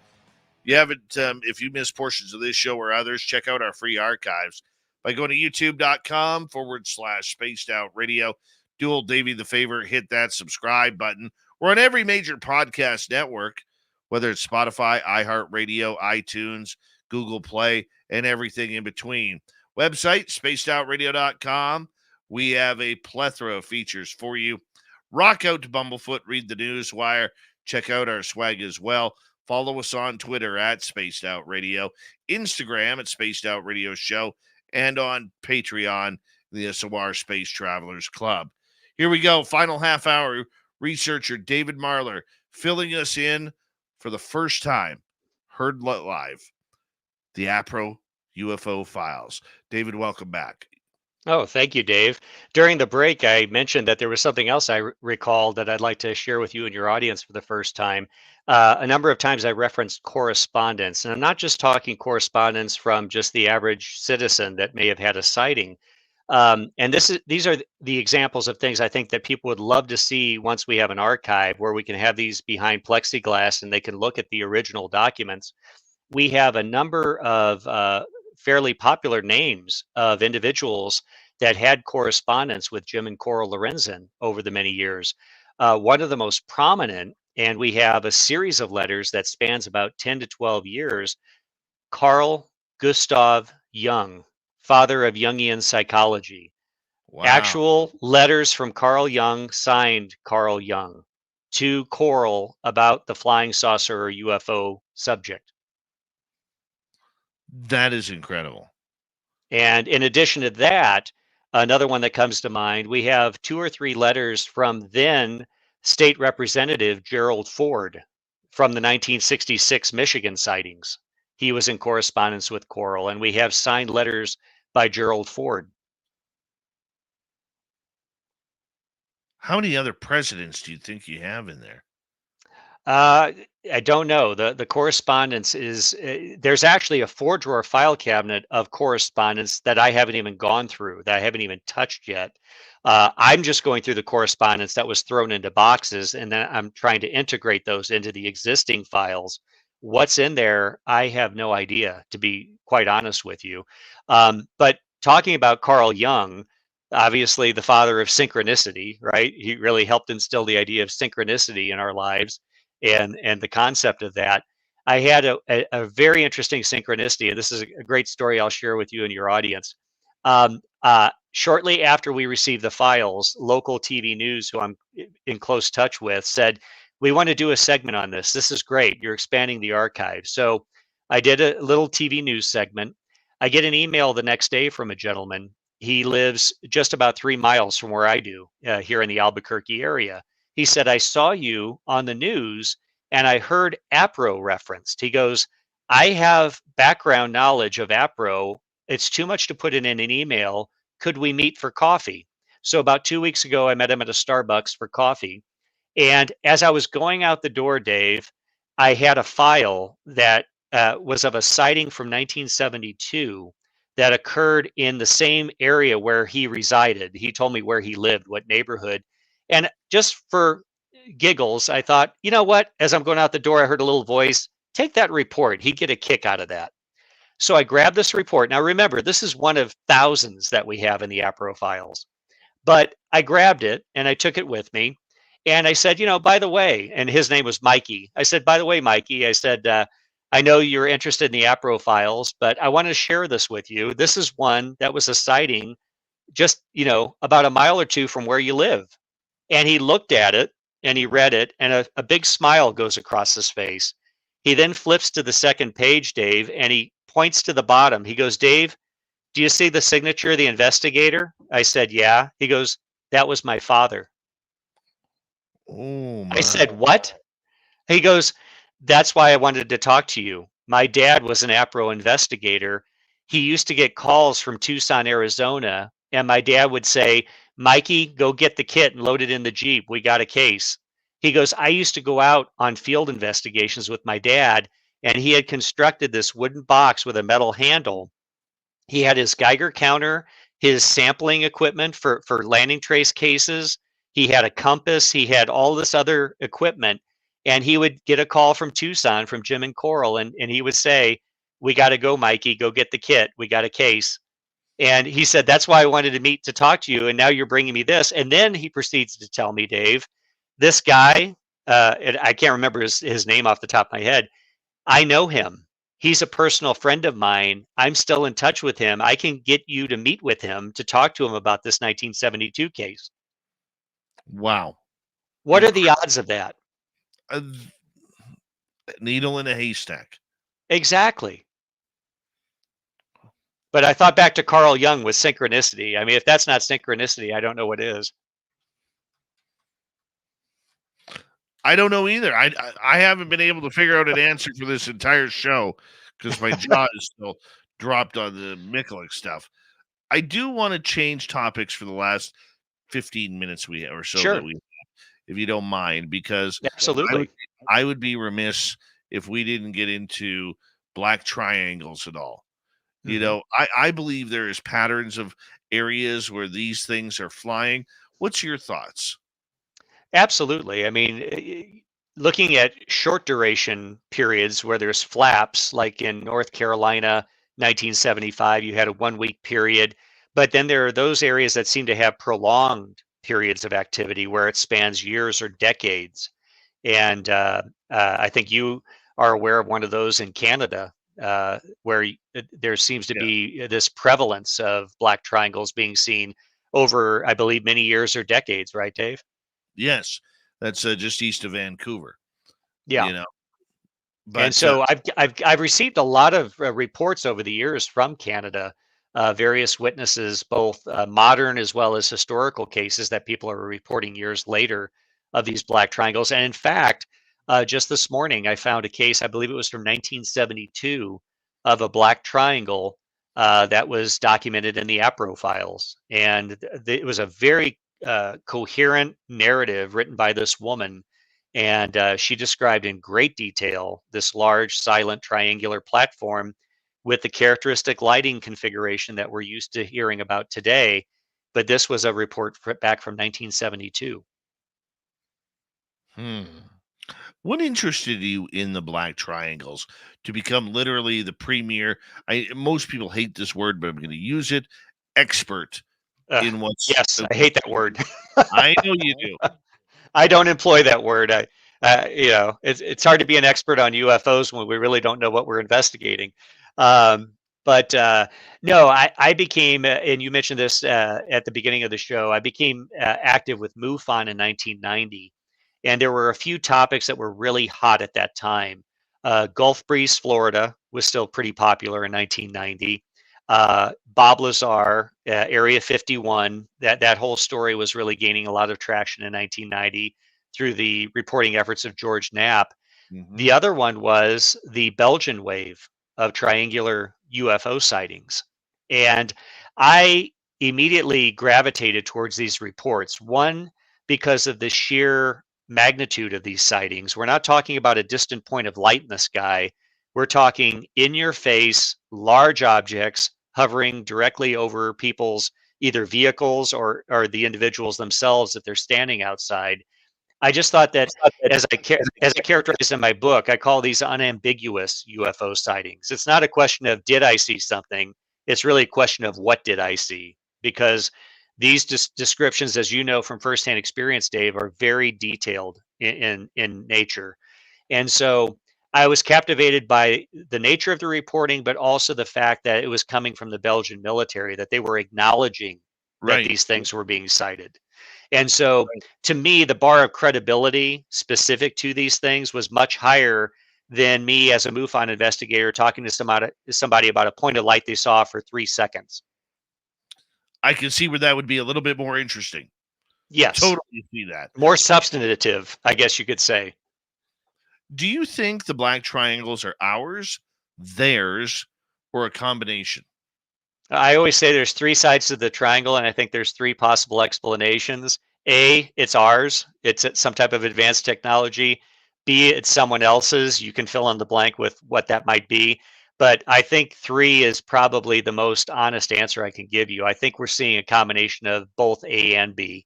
I think some of these are advanced aircraft that many people are reporting, but I know a lot of people want to summarily discount all the triangles as ours.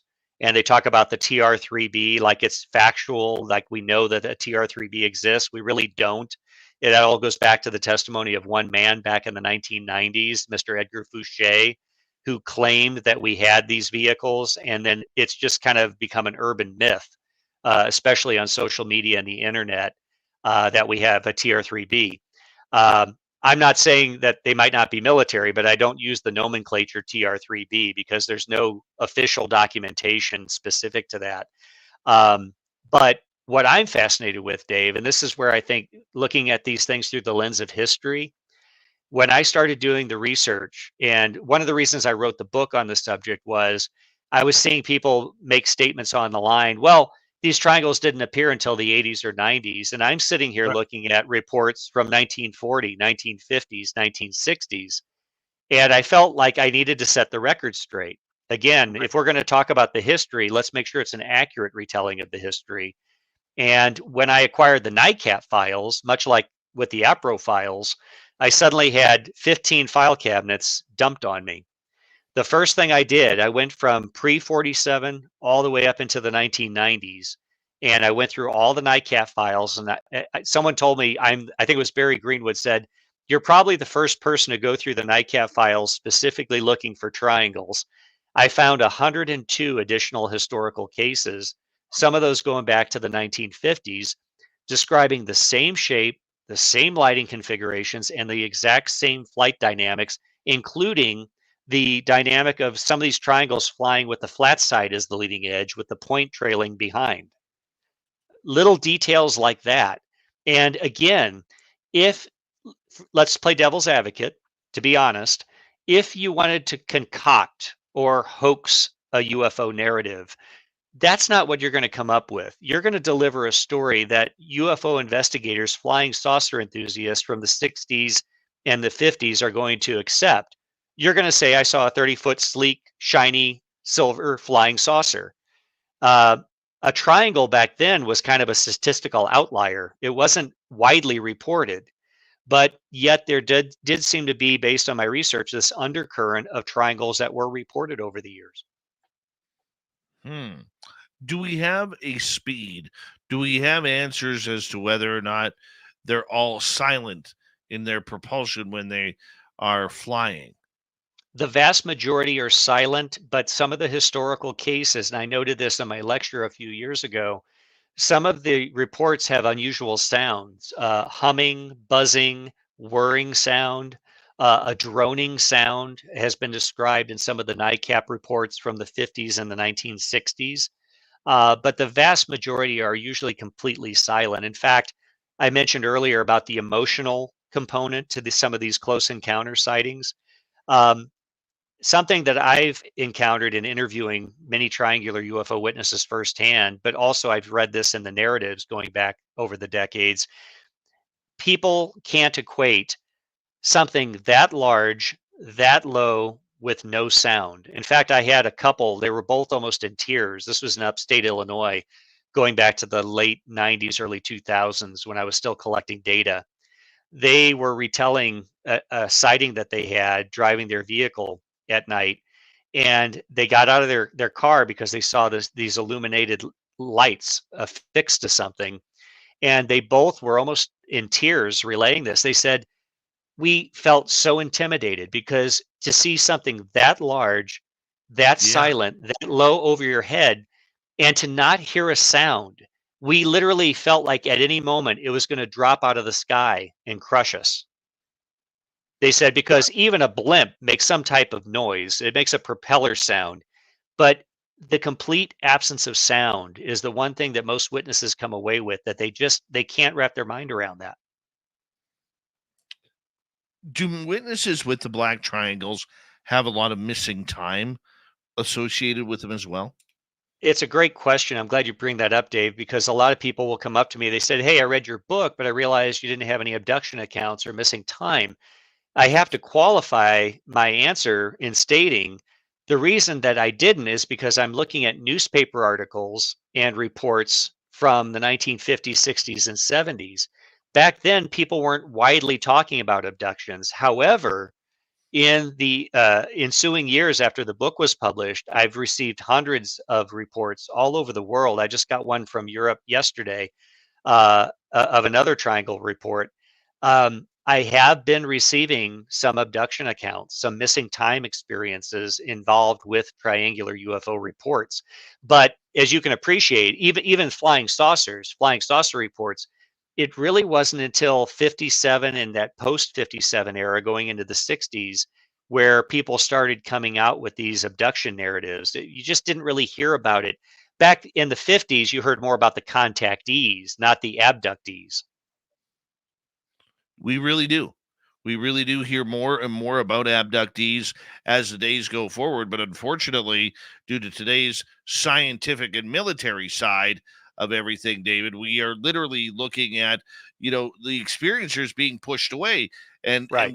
yet we have scientists like Gary Nolan who are sitting there saying, hold on a second, guys. We don't have any information without these people's leads and their knowledge Absolutely. of what they saw. Absolutely. I mean, at some point, something has to give, and both sides have to get along. But back to black triangles for a second, if you don't mind. In regards to the way they fly, do you think there is some sort of way to tell the difference between what is human and what is non-human? It's really hard to parse that out. I've been asked that question, assuming that we are dealing, as I mentioned, with two different groups that have very similar objects. I just unfortunately don't have any level of discernment to separate those two. I figured that, but that's a perfect answer nonetheless. Okay, so have you ever been approached by someone, anybody in a system or a government agency who's seen your work with the black triangles and said, "Hey, you're on the right path," or "You're close," something along Ne- those lines? I've never had the luxury of having someone do that. It would be encouraging. It would be it would embolden my research if I was able to get some type of outside validation. But no, about the only one that really has expressed interest that was in a previous role was Chris Mellon.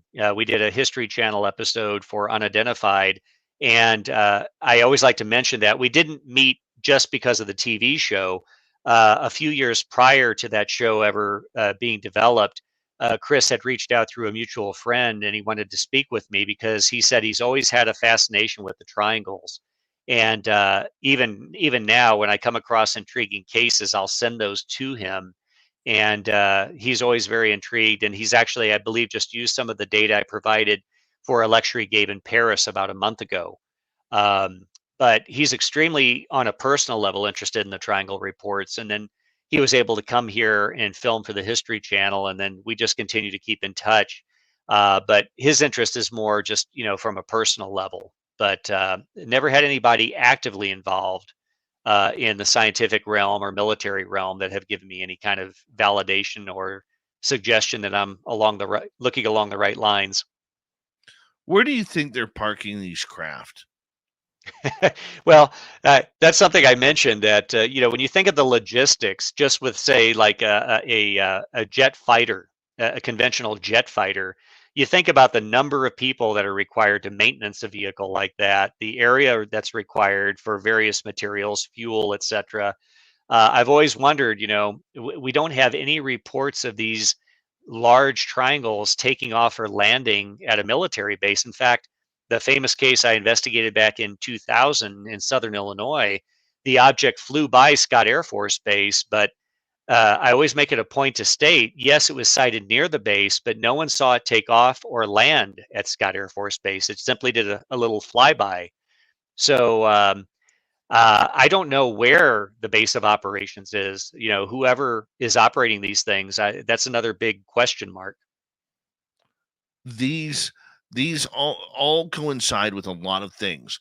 The last triangle I saw was last year, where things just seemed to light up, Dave, and this thing knew I was about to take a photograph of it.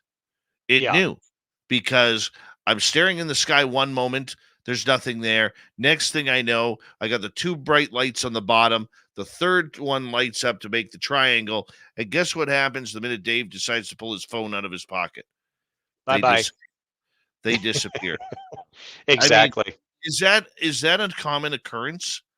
It is. It is that, and of course, we've heard this with not just triangles, but other UFO reports. Someone has the camera right in their hand or right around their neck, and they see the object, and they're so taken aback by it that they just lose all sense of the fact that, in retrospect, why didn't I take a picture? But I have to sympathize and empathize with those individuals, because I couldn't imagine what I would do. Having researched and read about these things is one thing, but Dave, you've had actual experience related to these objects. And so I can't sit here and say it's kind of like practicing for a fire drill, right? Okay, I know if a fire drill happens, I'll do X, Y, and Z. But until you're actually in a real fire, how do you know you're going to perform? Are you going to react? Are you going to do the things that in a normal frame of mind? Oh yes, of course I would do X, Y, Z. Well, you really don't know until you're in that experience. No, I fully agree with what you're saying. As we come down to the final 2 minutes with David Marler tonight on Spaced Out Radio, what an energetic, powerful show this has been. Incredible. And David, I'm such a fan of yours. What can we look forward to from you over, say, the next 6 months of 2024? Yeah, well, really still just going through the Apro files. I do have a few lectures that I'll be doing across the United States. I'm not doing a lot because, as you can appreciate, at a local level, I'm just working on the archives and working with the government, both local and state government, to try to secure funding. I did want to mention that I was contacted by one of the aides at State Senator Martin Heinrich's office last week, and they made us aware that the National Archives has some grants available for historic research projects, and they encouraged us to apply and try to get some National Archives and Record Administration grants. So I'll be involved in kind of that sorted mess of trying to gather some funds and try to work with some benefactors as well. Any millionaires or corporations that would like to donate. We're a 501c3. If we Yeah, can raise the money and get this building, we could have the most incredible historical archive and educational center on the subject. that would be beautiful. Quick question here from Mama Catherine. Do you need an assistant? I will pay my own airfare. Now, Well, Mother, Mama Catherine, I believe, taught in university. oh, excellent. Well, Mama Catherine and a lot of other people, they're wanting to volunteer, but again, the research room we have now is so small because, again, we just had introduced 13 file cabinets and 60 boxes. That's why we need to get the additional space, and then we can have volunteers come in, and we would welcome volunteer help at that point. But quite literally, trying to find elbow room amongst the file cabinets and boxes, we just don't have the workspace yet. So we're hoping that eventually getting the building, absolutely, we would welcome having people, yeah, whether local, out of state, or out of country, come in to assist. Wonderful. Where can people find your books? Well, Amazon would be the best place to go, just Amazon.com. And then our organizational website, if you want to learn more about the National UFO Historic Records Center, is www.nufohrc.org. Thank you so much, David Marler.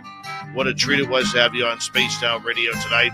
Hour 3 is coming up right after this break.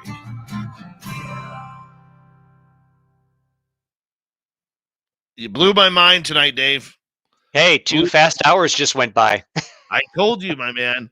Don't be so afraid of the night shift. I think we had missing time. We totally did. Totally did. But yeah, I'd love to pick your brain some more.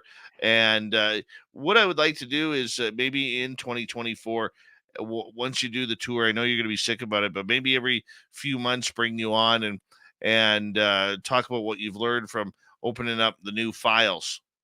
Absolutely. There's going to be lots of discoveries as I go through the material. I mean, I just found color photographs of a landing trace case that we know about, but we never had color photos. And it actually came from the New Mexico State Police that provided them to Apro. Oh, wow. Amazing. Well, Dave, I'm going to let you get to bed here. Absolutely. I know it's late for you. Good luck on these files, man. Thank you, Dave. And stay in touch, okay? Yeah. Merry Christmas to you and your lovely family. Same to you and your audience, okay? Take care. Take care now. Bye-bye. David Marler, everybody. That was like going 10 rounds with Mike Tyson tonight, and I took every punch as best as I could because that was amazing. Absolutely amazing. David Marler. That's why he's a hero of mine. I'll be right back, guys.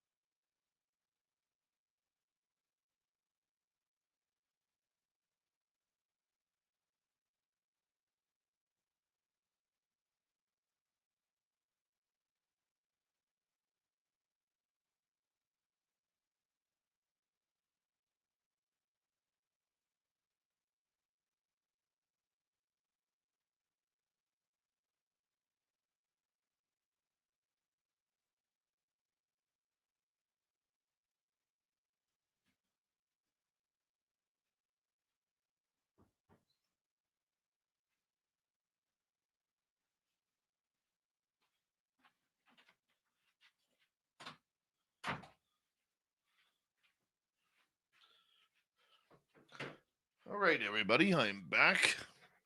Morning, Dogman UK. How are you, buddy? All right. What a great interview. Blown away by it. Thank you tonight to Susan, Michael, W. Decker ×2, Gizmo, and T-Bone with 3 and a hat trick, and Major Lee for the super chats tonight. Very much appreciate the love, guys. Excuse me. Hi, Chris.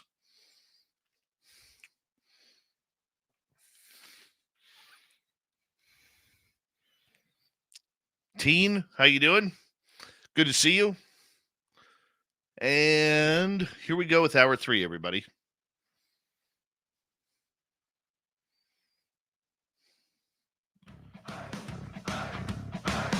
Would you like to connect with us? Head to spacedoutradio.com for all your latest show info. Now, back to Dave Scott and SOR. Here we go with the third and final hour of Spaced Out Radio tonight. My name is Dave Scott. Very much appreciate earning your listening ears wherever you are on this beautiful planet we call Earth. Hello to everyone listening in on our terrestrial affiliates around North America, digitally on Odyssey Radio, TalkStream Live, and KPNL. All of our archives are free. Join us, will you, at youtube.com/Spaced Out Radio. Do old Davey the favor, hit that subscribe button. The Desert Clam has set the password for tonight in the SOR Space Travelers Club. And what do you got for us, Clam? Let's see here. Wagonette. Wagonette is your password. Use it wisely, Space Travelers, as the Clam sets the password each and every night right here on Spaced Out Radio. Our website, spacedoutradio.com. We have a plethora of features for you. Rock out to Bumblefoot, read the news wire, check out our swag as well. Follow us on Twitter at Spaced Out Radio, Instagram at Spaced Out Radio Show, and you can join us on Patreon in the SOR Space Travelers Club. It is that time of the night to say hello to Steve Stockton from the YouTube channel Among the Missing and Another Creepy Story. Hello, friends.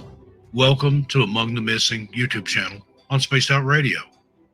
I'm Steve Stockton, and I'm about to take you on an unbelievable journey of people just like you. Their stories and encounters will haunt us on Among the Missing.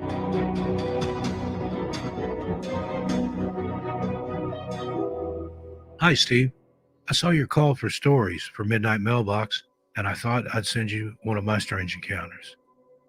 This is totally serious, and it really happened. It was the weirdest hiking trip of my life. I was out in the tall trees, the ones that make you feel like you're in some giant's backyard.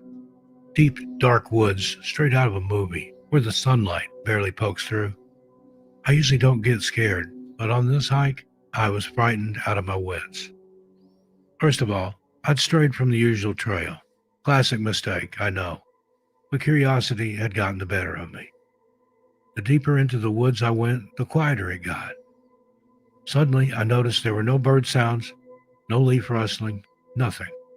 Just this creepy silence that was all around me. Then, all of a sudden, I stepped into a clearing. Sunlight beaming through the trees, and in the middle, an ancient-looking circle of stones. It wasn't very big, but it was indeed placed there by human hands. As I'm circling these rocks, I spot these funky symbols etched into them. Not gonna lie, it looked like some kind of bizarre alien tic-tac-toe game. And then I hear what sounds like people chatting in the distance. I'm standing there thinking, what is happening? It sounded ancient. I felt this weird energy. But that's what happened. The next strange thing that was part of this hike, I'm on this narrow trail, trees closing in like a tunnel, and I hear footsteps behind me, leaves crunching, but every time I stop, it stops. I turn, nothing. It's just me, my echoing footsteps, and this feeling of being watched. And then, off in the trees, I see a misty figure. I'm squinting, making sure that my mind's not playing tricks. But no, it's a shadowy somebody or something just standing there. I wanted to call out, but it was like my voice was gone. I started to take a step closer, and it was gone. I'm standing there with my heart racing, wondering what I just had a close encounter with. The last part of this particular hiking adventure, I'd set up camp by a stream and cooked up some beans out of a can when I hear like this soft humming noise. And again, I'm like, what is that? I followed the sound to another clearing, but this time it was full of fireflies. If you've ever seen the synchronous fireflies of the Smokies, that's what it looked like. It looked like they were making these crazy patterns in the air. Then, in the same clearing, a deer wanders through. Not an average deer. This deer was blacker than black, and its eyes were glowing. And the deer and I, we had this deep moment, locked eyes and all that. Like the forest is putting on a show just for me. Somehow, I managed to fall asleep, and when morning breaks, it's back to normal. I could hear birds chirping, leaves rustling in the trees. The stone circle's still there, but it looks benign and old, with the shadow figure and the whispers all gone, like some kind of bizarre dream. I packed up my camp, thinking the trail back home might not even be there, but thankfully it was. I can't explain the things that happened, but it felt like I crashed a secret party in the woods. Either I had some sort of weird hallucination, or Mother Nature is hiding some wild secrets. If you'd like to hear more stories, let me know. You won't believe the other things that have happened to me. Thanks again for reading my story, and I look forward to the show. Signed, Anonymous. And thank you to Steve Stockton from Among the Missing for coming on in and giving us a real cool update on Among the Missing to kick off hour number 3, as he does each and every night right here on Spaced Out Radio. And if you want more, just head over to his YouTube channel, hit subscribe, and ring that bell. From the missing to the mysterious, it's time for Christmas Duke and the Crypted Report. Super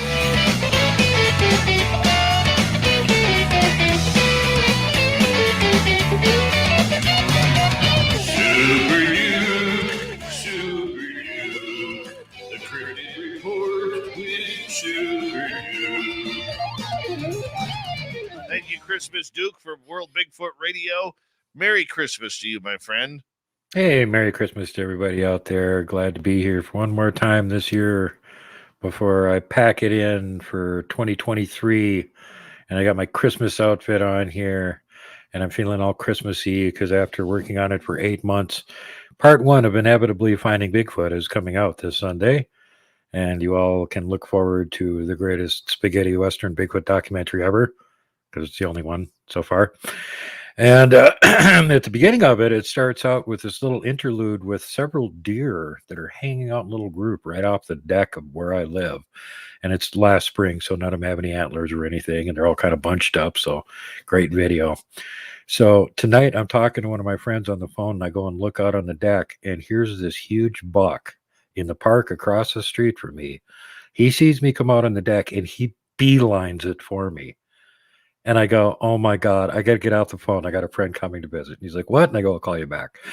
So here comes this huge buck right up to my porch, like I figured he was going to. And I know he wants an apple, and I don't have any apples. So I went and grabbed a couple slices of rye pumpernickel bread, and I gave him those, and I videotaped it. So he not only is at the beginning of the show, but I'm going to put him in the end of it too. Because here it is a year later, and he's showing up with all of his big, huge antler rack. Hey, give me some more munchies. I ain't going away. So that's pretty hilarious. Also this year, I have a very special from the absolutely terrifying tyrant and overlord of Yetistan, a secret country nestled somewhere high in the Himalayas, is planning on terrifying the world with a Christmas special, and he's going to let me put it out on my channel. And in addition to a news report about those giant tracks that the Indian Army found on the slopes of Makalu a few years ago, he's also going to do a recitation of "'Twas the Night Before Christmas," what he claims is the original version from Yetistan. And this involves capturing Santa Claus and a bunch of other interesting things. So if you guys want to laugh your butts off on Christmas, tune in for that one. Other than that, just really looking forward to the holiday season here and getting a week off afterwards. Well, you know what? And we should remind our audience that next week, which would have been your final time on Spaced Out Radio for 2023, we are taking the night off. So this is officially your final appearance until 2024, my friend. Right on, right on.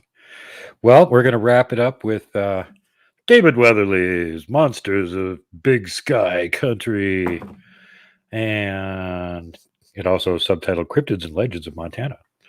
As you may recall, where we left off, we were talking about the little people, and specifically about Miniku, and that he had a meeting with these little people. They let him come right in and have a meeting with them.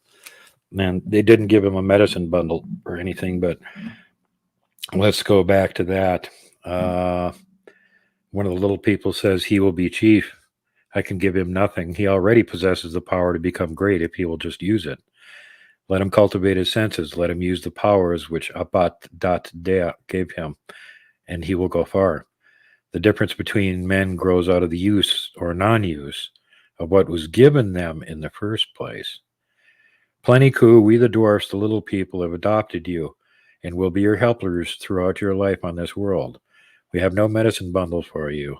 They are cumbersome things at best and are often in a warrior's way. Instead, we offer you advice. Now listen. It is you, as in all men, are natural powers. You have a will. Learn to use it. Make it work for you. Sharpen your senses as you sharpen your knife. Remember, the wolf smells better than you do because he has learned to depend on his nose. It tells him every secret that winds carry because he uses it all the time. Makes it work for him. We can give you nothing. You already possess everything necessary to become great. Use your powers, make them work for you, and you will become a chief." So when he was still young, Pleniku had another experience with the little people. This time, the young man was in the crazy mountains to fast and seek another vision. After ritual cleansing, he waited for a message. But after a long process, finally one of the little people again showed up and led the crow boy to a vision, one that he learned signaled the disappearance of the buffalo and the presence of cattle. Planiku's long vision had other messages too, including information about the tribe's survival and the facts that they would have the land seen from the Medicine Rocks. Today, the Crow Nation is only a short distance from the Pryor Mountains and Medicine Rocks. Some scholars believe Planiku's vision was profoundly important to the tribe. As noted in the series Religions of the United States in Practice, Volume 1, quote, "The Crow people survived the deepest crisis of the 19th century, in part because of Planiku's vision." An important site connected to Planiku's vision is now the Chief Pleniku State Park. In the early 1900s, S.C. Sims gathered some accounts of the Crow tribe's thoughts on little people and their power. Sims wrote about the tribe for the Columbian Museum's Anthropological Series, Volume 2, Number 5. Sims' informants told him about a location where barren women would leave baby moccasins, hoping to receive a blessing and be able to bear children. Sims also collected other accounts related to the dwarves. Quote, "They were strong. I heard a woman tell that she had seen tracks like those of children at the mouth of a cave. Afterwards, she had a dream in which she was fasting and found animal bones outside. A woman the size of my granddaughter, about 9 years old, came out, adopted her, and gave her some medicine. She fasted for 4 days. After her return, she came to own large teepees and plenty of horses. I've heard another man tell that he had seen tracks near the rock as well." And then it goes on to one specific report, the most noteworthy one, the Pedro Mountain Mummy. While the Pedro Mountains are technically located in Wyoming, David has included the following information about the discovery of the mummy in a range due to the strong connection to the Little People legends in Montana. In 1932, Cecil Maine and Frank Carr were looking for gold. They had been working a rich vein in the San Pedro Mountains, 60 miles from Casper, Wyoming. but they kept running into more and more rock, making it difficult to extract the valuable ore. Finally, they used dynamite to blast a section of the mountainside, hoping to get to more gold. As the dust of the blast settled, a cave came into view. The small cavern was about 15 feet long and 4 feet high. The men had no idea the cave was there until the blast revealed the opening. The entrance had been completely sealed from the outside world, but the dynamite had opened it enough that they could enter. Inside, they made an amazing discovery.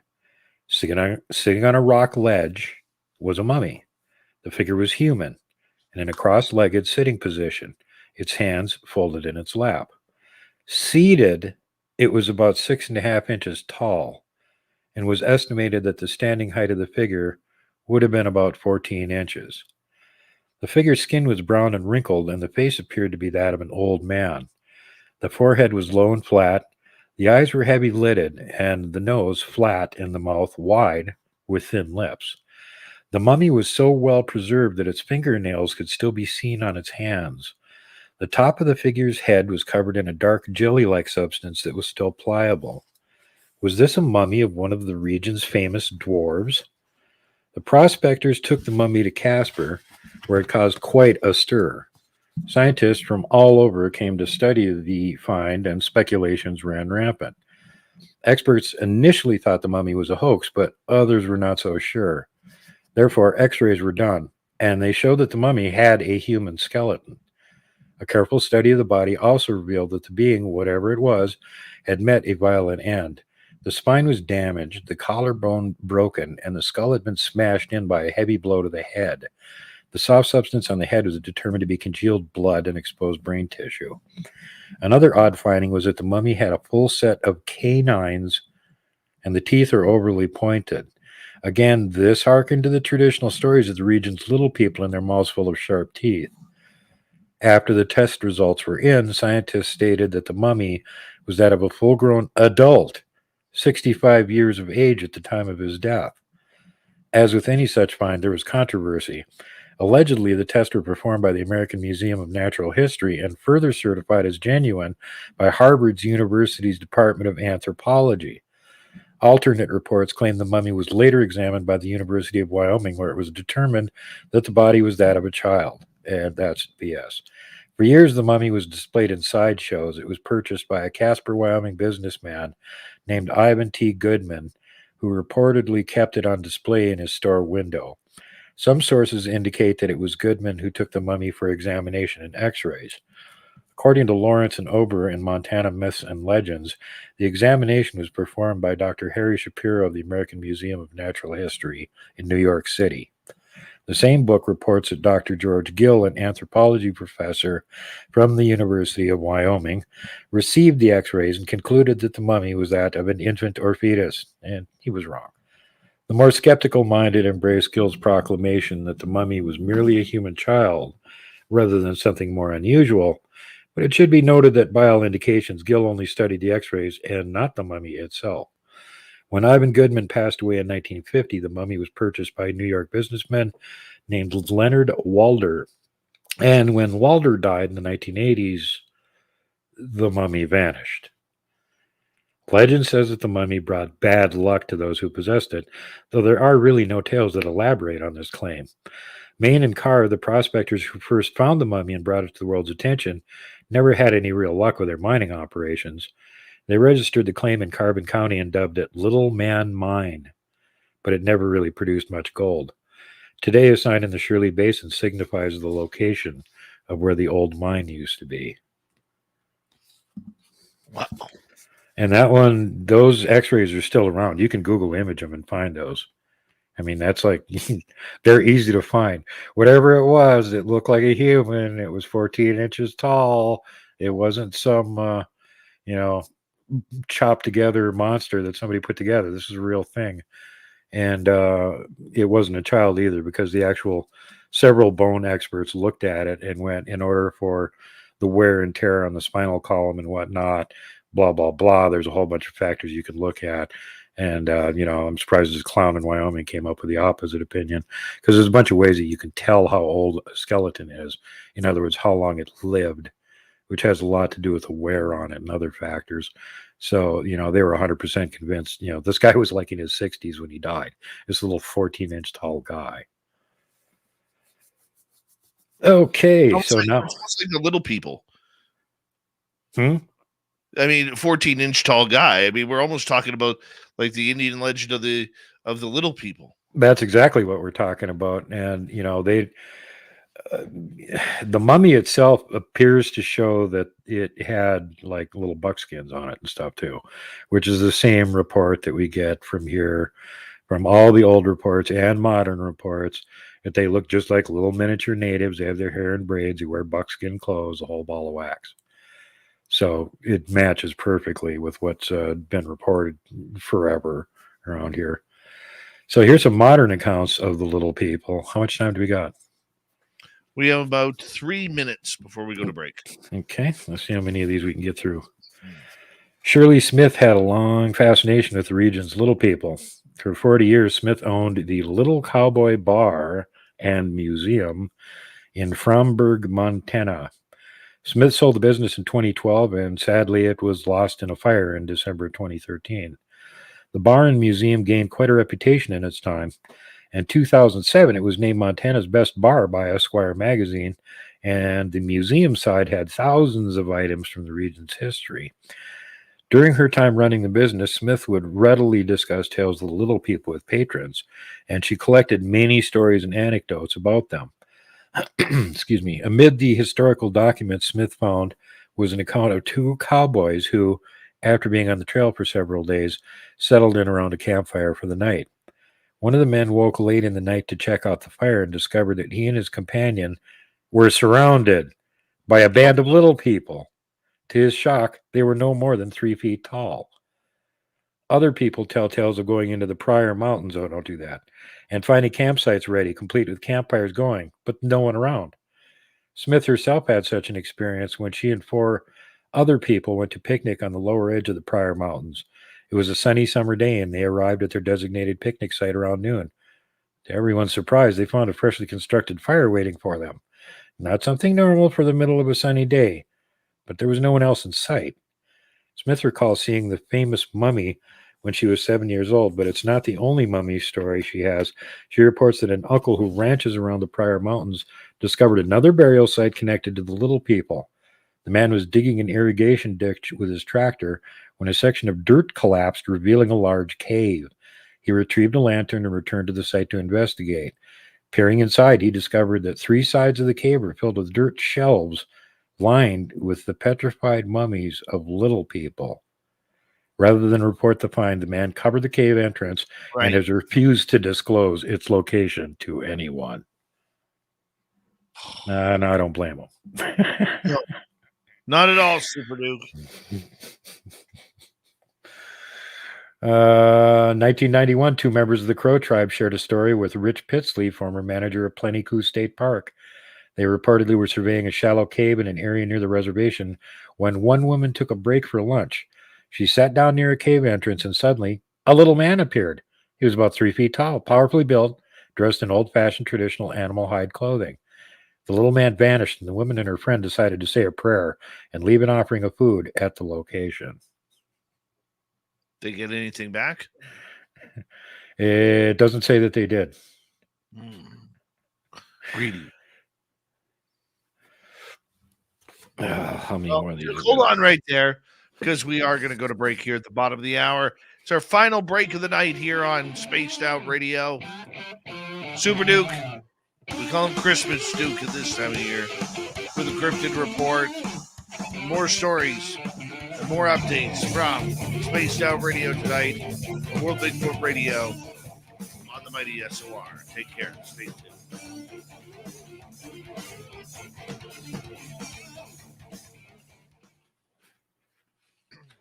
Okay, we got about 5 minutes, Duke. All righty. I'm just going to step away for a minute, okay? Yeah, me too. I'm going to have part of a cig.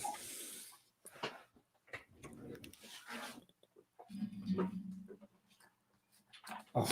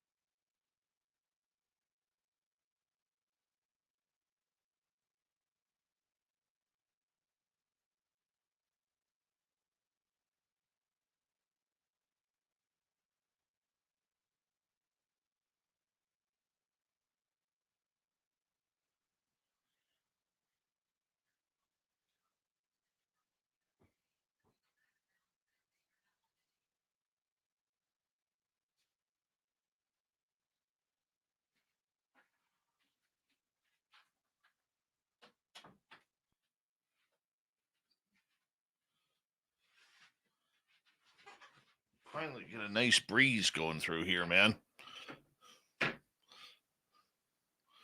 Holy cow, it got hot in here. Penny Van, how are you? Oh, it's my string. I thought there was like a bug on me. Oob to Joe's Maine. You've got aliens. Hi, Lola.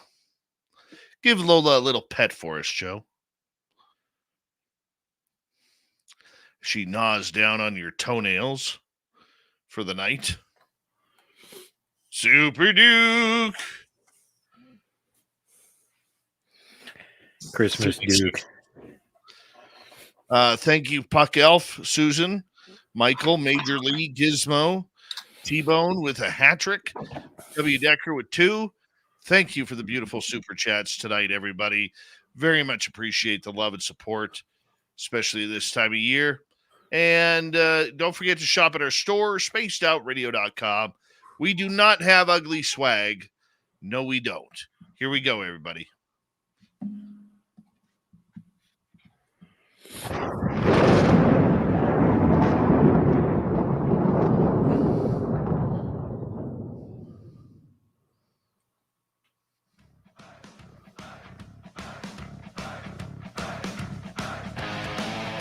Final half hour of Spaced Out Radio is underway. Super Duke is here. The Crypted Report. We will get to them momentarily. But first, we want to remind all of you that if you missed portions of this show or others, check out our free archives by going to youtube.com/Spaced Out Radio. Do me the favor, hit that subscribe button. Our website, spacedoutradio.com. We have a plethora of features for you. Rock out to Bumblefoot, read the news wire. Check out our swag as well. Follow us on Twitter at Spaced Out Radio, Instagram at Spaced Out Radio Show, and you can join us on Patreon in the Space Travelers Club. Here we go. The Cryptid Report. Super Duke, known around these parts as Christmas Duke tonight, and the Cryptid Report. How you doing, Duke? Ho, ho, ho. Merry Christmas. Well, that's very nice. And it's time for all the good little children to hear some more scary little people reports. So, some sightings of the little people, they say, are quite strange. In 1998, a Crow woman reported that she saw a little man along a 2-lane road on the reservation. The little man was pushing a wheelbarrow as he strode along the road. But stranger still, he was wearing what the woman described as a Elvis Presley-style outfit. Initially, she thought she was so tired she was hallucinating, but later the same day, her sister described seeing the same little man while on the same road. Further confirmation came when the woman shared their sightings with others and found out that a local farmer was frustrated because his wheelbarrows had disappeared. A thread about the little people of the Prior Mountains of the Unexplained Mysteries Forum had an interesting post in 2016. A user going under the forum name, quote, the paranormal site, unquote, recounts a story he heard while growing up on the Crow Reservation. The poster recounts a story told by his father involving a tribal medicine man and his interactions with the little people. This medicine man would stay up on the buffalo pasture through the winter and keep an eye on the herd. He was an absolute believer in the little people and said he used to trade with them when he was snowed in at the cabin by the pasture.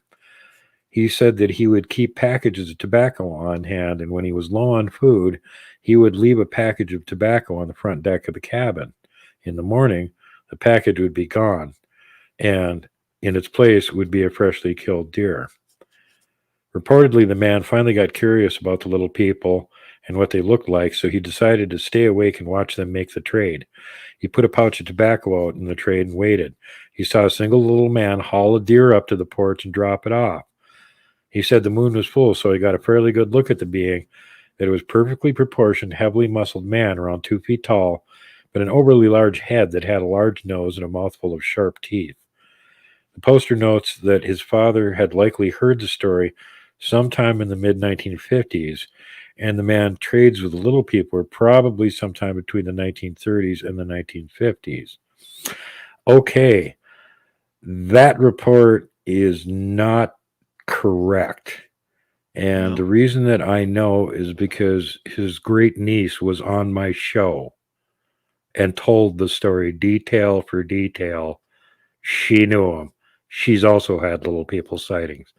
So if you want the rest of the story, and it's way more riveting than this account is, go check it out on my channel, The Little People. He also says, I received a report from a Montana resident who told me that she had seen a little person while hiking in Montana in 2016. The woman and a younger male friend were on a day hike on a beautiful late spring day when they spotted what she describes as a little man. Quote, we were climbing up the trail and had just stopped for a brief break and some water. My hiking companion that day was a younger relative, and he wasn't used to hiking much. He was sitting on a rock, and I had just passed him a water bottle when I heard a noise from up to my right. I looked up into the rocks, expecting to see an animal, but it wasn't an animal. It was a small man, maybe a couple of feet tall. Witness told me the little man stood there looking down at them for a few seconds, then turned and walked across the rocks and was quickly out of view. Quote, he was almost like a garden gnome, but his clothes were not brightly colored.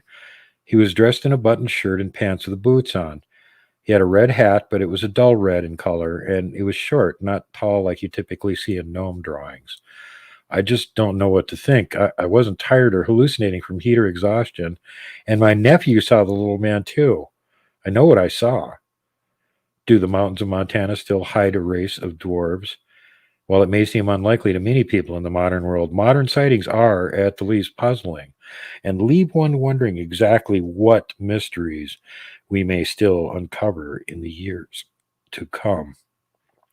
And as a side note, I was on another show about a month and a half ago, and the two hosts on the show talked about having come up here to Montana this summer, and they stopped and camped for a while, and there were a bunch of cowboys there. So they went up and asked the cowboys, hey, have you guys ever seen anything unusual? Searching for Bigfoot sightings is what they were looking for. And none of the cowboys reported having seen any Bigfoot, but they all started telling them stories about the little people, which most of them had actually seen, which blew their minds. Now, And let me ask you a quick question here before you move on. What do these little people look like?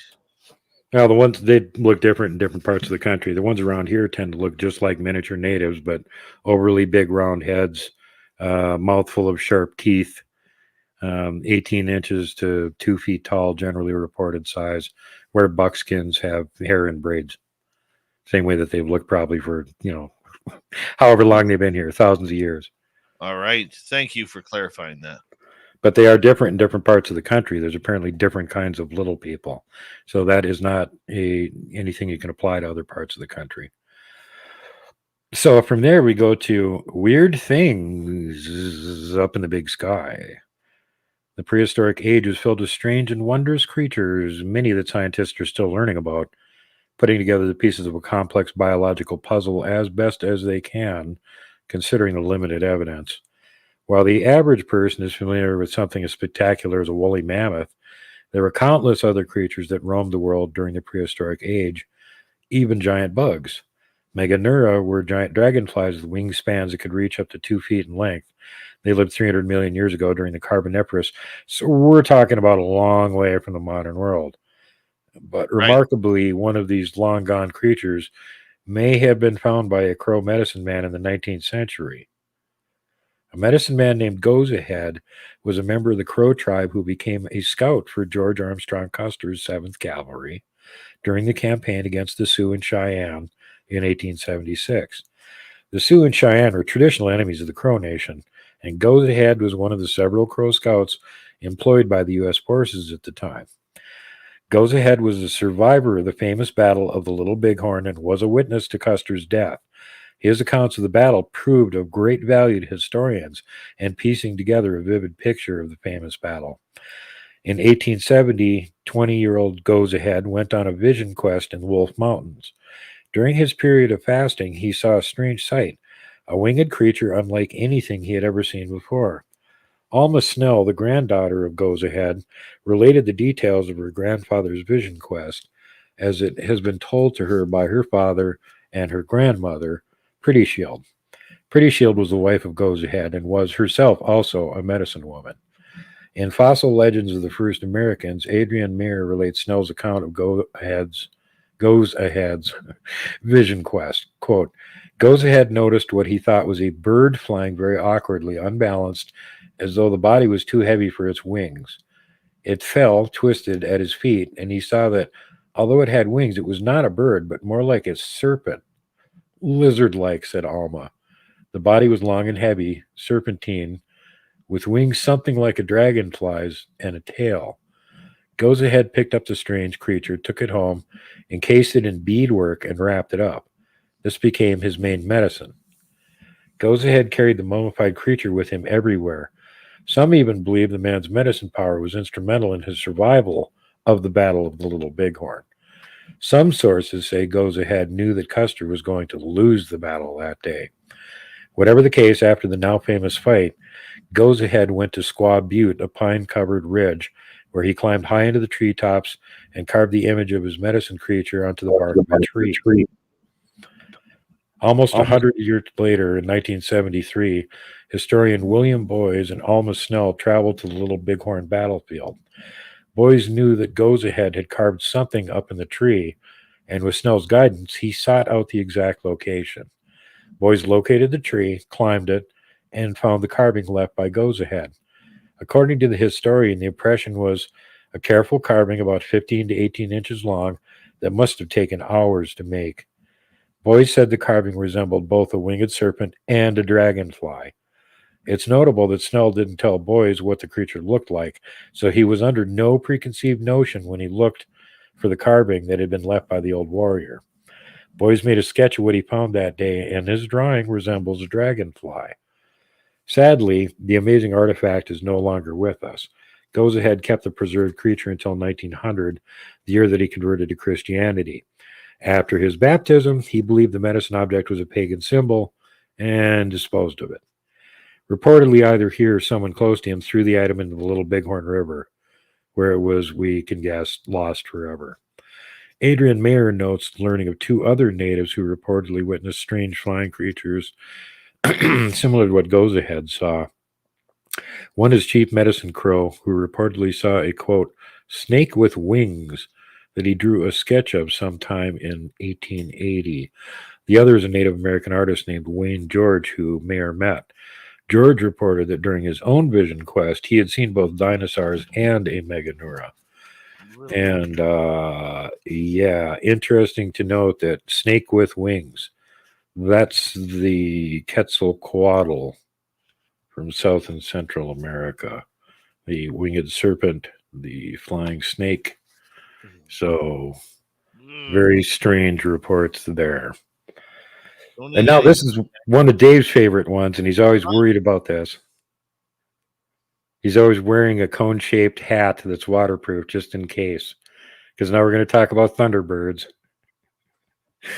It should it should come as no surprise that the sweeping skies of Montana have yielded reports of thunderbirds. In fact, I think I may have spotted one about 3 years ago. But we'll read these other reports. In cryptozoology, the term thunderbird has become somewhat generic and is often used for large flying bird-like creatures that have been reported by people all over the United States. In some cases, the descriptions sound like normal birds, other than their incredible size, with feathers, beaks, and other avian features. In other cases, witnesses report flying creatures that resemble something from prehistoric times, with massive heads, long tails, and leathery wings. And yeah, I was just looking at a video yesterday that somebody took over Idaho that looks exactly like a pteranodon flying over it. I don't know what the hell they filmed, but it looked exactly like a pteranodon. Thunderbirds are a puzzling subject, as cryptozoologist Mark A. Hall writes in his book, Thunderbirds, America's Living Legends of Giant Birds. Quote, Thunderbirds do not yet have a place in ornithology, but like many strange animals people report, they will not go away. Thunderbirds have been sustained by American Indian traditions, by historical and modern record of uncommon claims, and even by physical evidence, most of which has not been preserved for present-day examination. Some cryptozoologists theorize that Thunderbird sightings are the result of witnesses making a mistake in their assessment of the size of the object. Determining the size of something flying in the sky without any nearby points of reference can be difficult, even for trained observers. Condors, eagles, herons, and other known birds with large wingspans may seem much larger to someone on the ground, especially if that bird is one that is rarely seen. Of course, scientists don't believe that something as massive as a thunderbird actually exists, pointing to the relative lack of sightings and photographic or other evidence, and noting that with legions of bird watchers around the country, surely one of them would capture compelling evidence to support the existence of such creatures. Oh, you mean like that video I just talked about? Despite scientific naysayers, Thunderbird legends can be found in the traditions of many Native American tribes, and modern accounts do appear. According to the Kootenai, which lived right north of me, Thunderbirds were once humans and were sinister in nature. Frank B. Lindermans mentions in the book this creature in his book Kootenai Y Stories, the authorized edition, in a passage that cautions people of the Thunderbird's powers. Quote, "Old man has painted the leaves and they will soon dance with the north wind. The season when the Thunderbirds visit us has gone. They will come no more until the leaves are green again." And that's when I saw the one that I think was a Thunderbird in the spring. "They were wicked persons when this world was young, but now they do not make war unless they know that people have spoken against them. It is bad to speak ill of the Thunderbird. Yes, or even think bad thoughts of them, for thinking bad thoughts is the same as speaking them aloud, and the Thunderbirds hear our thoughts. Remember this." Beyond folkloric legend, there are accounts of physical sightings of Thunderbirds among regional tribes. Claude Schaefer recorded several accounts from members of the Blackfoot Nation who reported seeing Thunderbirds in Montana in the 19th century. An account of Schaefer's findings was published in the June 1951 issue of the Journal of the Washington Academy of Science, volume 41, number 6. Schaefer, a French archaeologist, spent time with the South Piegan Blackfoot and learned some of their traditional stories about what the tribe called Omaxapetau, meaning big Petau, Petau being the Blackfoot name for the golden eagle. So like a big golden eagle.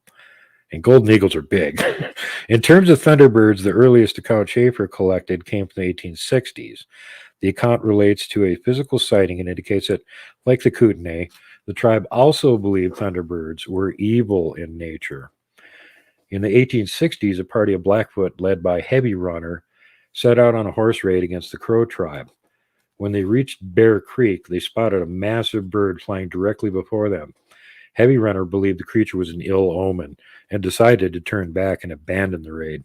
Most of the men agreed with him, but 6 men ignored the sign and continued. 5 of them were killed during the attempted raid, seemingly affirming that the bird was a sign of bad fortune. In 1879, Mary Jane, the daughter of a Blackfoot named Red Paint, was with her white husband at a summer camp in the Glacier National Park when they spotted 4 of the giant birds. 2 seemed to be juveniles, and it appeared that the birds were nesting somewhere on Chief Mountain. And then it shows a picture of that, and it looks a lot like Devil's Tower. Years later, a Thunderbird flew over the southern section of the Blackfoot Reservation in 1897. It was spotted by a man named Big Crow and his wife. They said the creature was immense and dark, with a feathered ruff and bald head. Now that kind of sounds like a vulture or a condor. A man named George Bull Child spotted a Thunderbird flying over the reservation in 1908. Several other witnesses were present, including an elder who identified the creature as a Thunderbird. Schaefer and other researchers believe the sightings of the California condor may explain accounts from the Blackfoot and other early peoples of Montana. California condor, New World vulture, huge one. Largest land bird in North America with a wingspan of 9.8, that's almost 10 feet. Their plumage is black with patches of white on the undersides of their wings. Their heads are bald and their skin ranges in color from gray to yellow and bright orange. Condors are scavengers and have a long lifespan, reaching up to 60 years of age in the best conditions. And California condors were driven close to extinction due to human elements, including poison and hunting, The U.S. government captured the remaining wild condors in the late 80s and began a program to save the birds. In 91, conservationists started releasing them back into the wild. Fossils of condors have been found as far away as Florida and New York, suggesting the species was once spread over a much wider range of North America. This could indicate that Schaefer is correct in his belief that members of the Blackfoot Nation were seeing condors. Other researchers aren't so sure. After extensive research, Mark Hall came to believe the Thunderbird sightings collectively suggested that a rare, large bird unknown to science had lived in North America. Hall further suggested that members of the species may still survive in remote pockets of wilderness. Pterothornis, there's your scientific, go look up the skeleton of that. After collecting numerous eyewitness accounts, Hall concluded that this undiscovered species had several characteristics, including a wingspan measuring 15 to 25 feet, that matches what I saw, a height of 4 to 8 feet, a head and neck devoid of feathers, dark plumage colored black, brown, or gray, what I saw had black feathers, feet capable of carrying heavy loads. Hall wrote that while thunderbirds had an outward appearance like that of a California condor, they were predatory in nature, feeding on large game such as deer, caribou, colts, dogs, and on occasion, humans.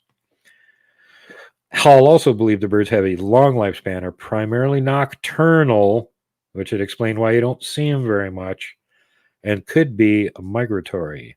Fossil records suggest that large predatory birds known as teratorns likely lived at the same time as early humans, and these creatures had wingspans 12 to 18 feet, so they were massive birds. These parameters certainly fit the mold of Native American lore and accounts, and even modern reports of thunderbirds. Are we done on time? A modern sighting was reported to multiple sources in October 87 and came from a young man named Matthew O'Brien. Matt and his father were traveling east in Montana on I-90 when they spotted a giant bird. The pair were somewhere in the middle of the state when the incident occurred. The bird was flying south to north. O'Brien reports, "It was the largest bird I have ever seen, bigger than an eagle or turkey vulture, wingspan 15 to 20 feet, shaped like a bird of prey." And that's what I saw. Brief sighting as we were driving at 60 miles per hour on the freeway. Saw through the windshield for 10 or 15 seconds before we weren't under it anymore. It was perhaps a few hundred feet up in the air. My friend and fellow researcher Ken Gerhard chronicled a Thunderbird report from early September 94 involving a 21-year-old man named Tony. Tony and his younger brother were backpacking near a spot known as Beartooth Plateau, a high-elevation range on the state's border with Wyoming. Camping at night near a small lake, they heard a loud splash from something hitting the water. Tony saw it in his peripheral vision. It was moving fast. I reacted, spinning back around, gigantic bird-like shape. Super Duke, another great job. And Merry Christmas to you, my friend, as we listen to Mr. Ron Bumblefoot Thal rocking us in the background with Little Brother Is Watching. Yes, Bumblefoot is the official music of Spaced Out Radio, rocking us in and out of every single show. Get your horns up for the guitar god himself. Special thanks to everybody listening in at home, at work, in your cars, wherever you may be. Thank you to everyone in our chat rooms tonight. YouTube, Twitch, LGAP, Facebook, Spreaker, LinkedIn, the Space Travelers Club, and on Twitter, hashtag Spaced Out Radio. Remember, this show is copyright. It's Spaced Out Radio and SOR Media Ventures Limited. Thank you so much for choosing to share your evening with us, because together, my friends, we're watching. We own the night. Mr. Bumblefoot, we need a favor. We need you to take us home.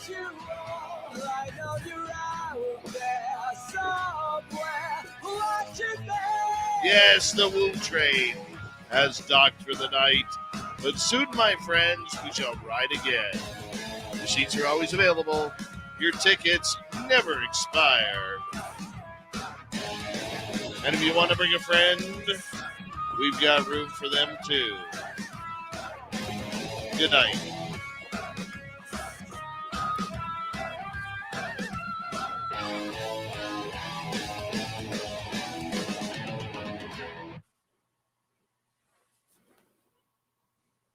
buddy. Appreciate you. And I got to go do some heavy editing because there's a snafu on our radio side tonight. So if I want to get to bed tonight, Crap. for some reason, all of a sudden our Spreaker side, it's happened twice now, and I don't know why. All of a sudden it cuts off the beginning. Like there will be audio going through. I test it, and then all of a sudden comes showtime, it's blank. What the bleep? Yeah. Uh-huh. So I got to go fix that. Tomorrow night it's Merle. Merle. Get ready to Merle it up tomorrow night, everybody. We'll talk to you tomorrow night. Take care. See you guys. Love you.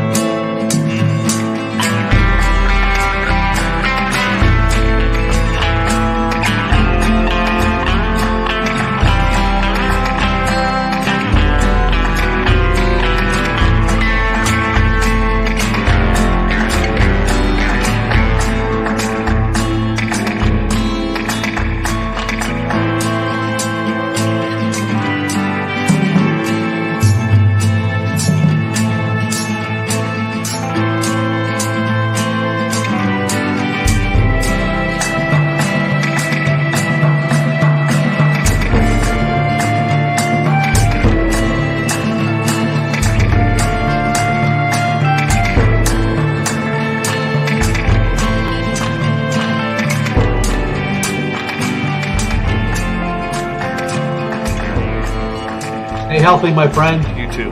You need bail money, give me a call. Always, Dad. Take care. You too.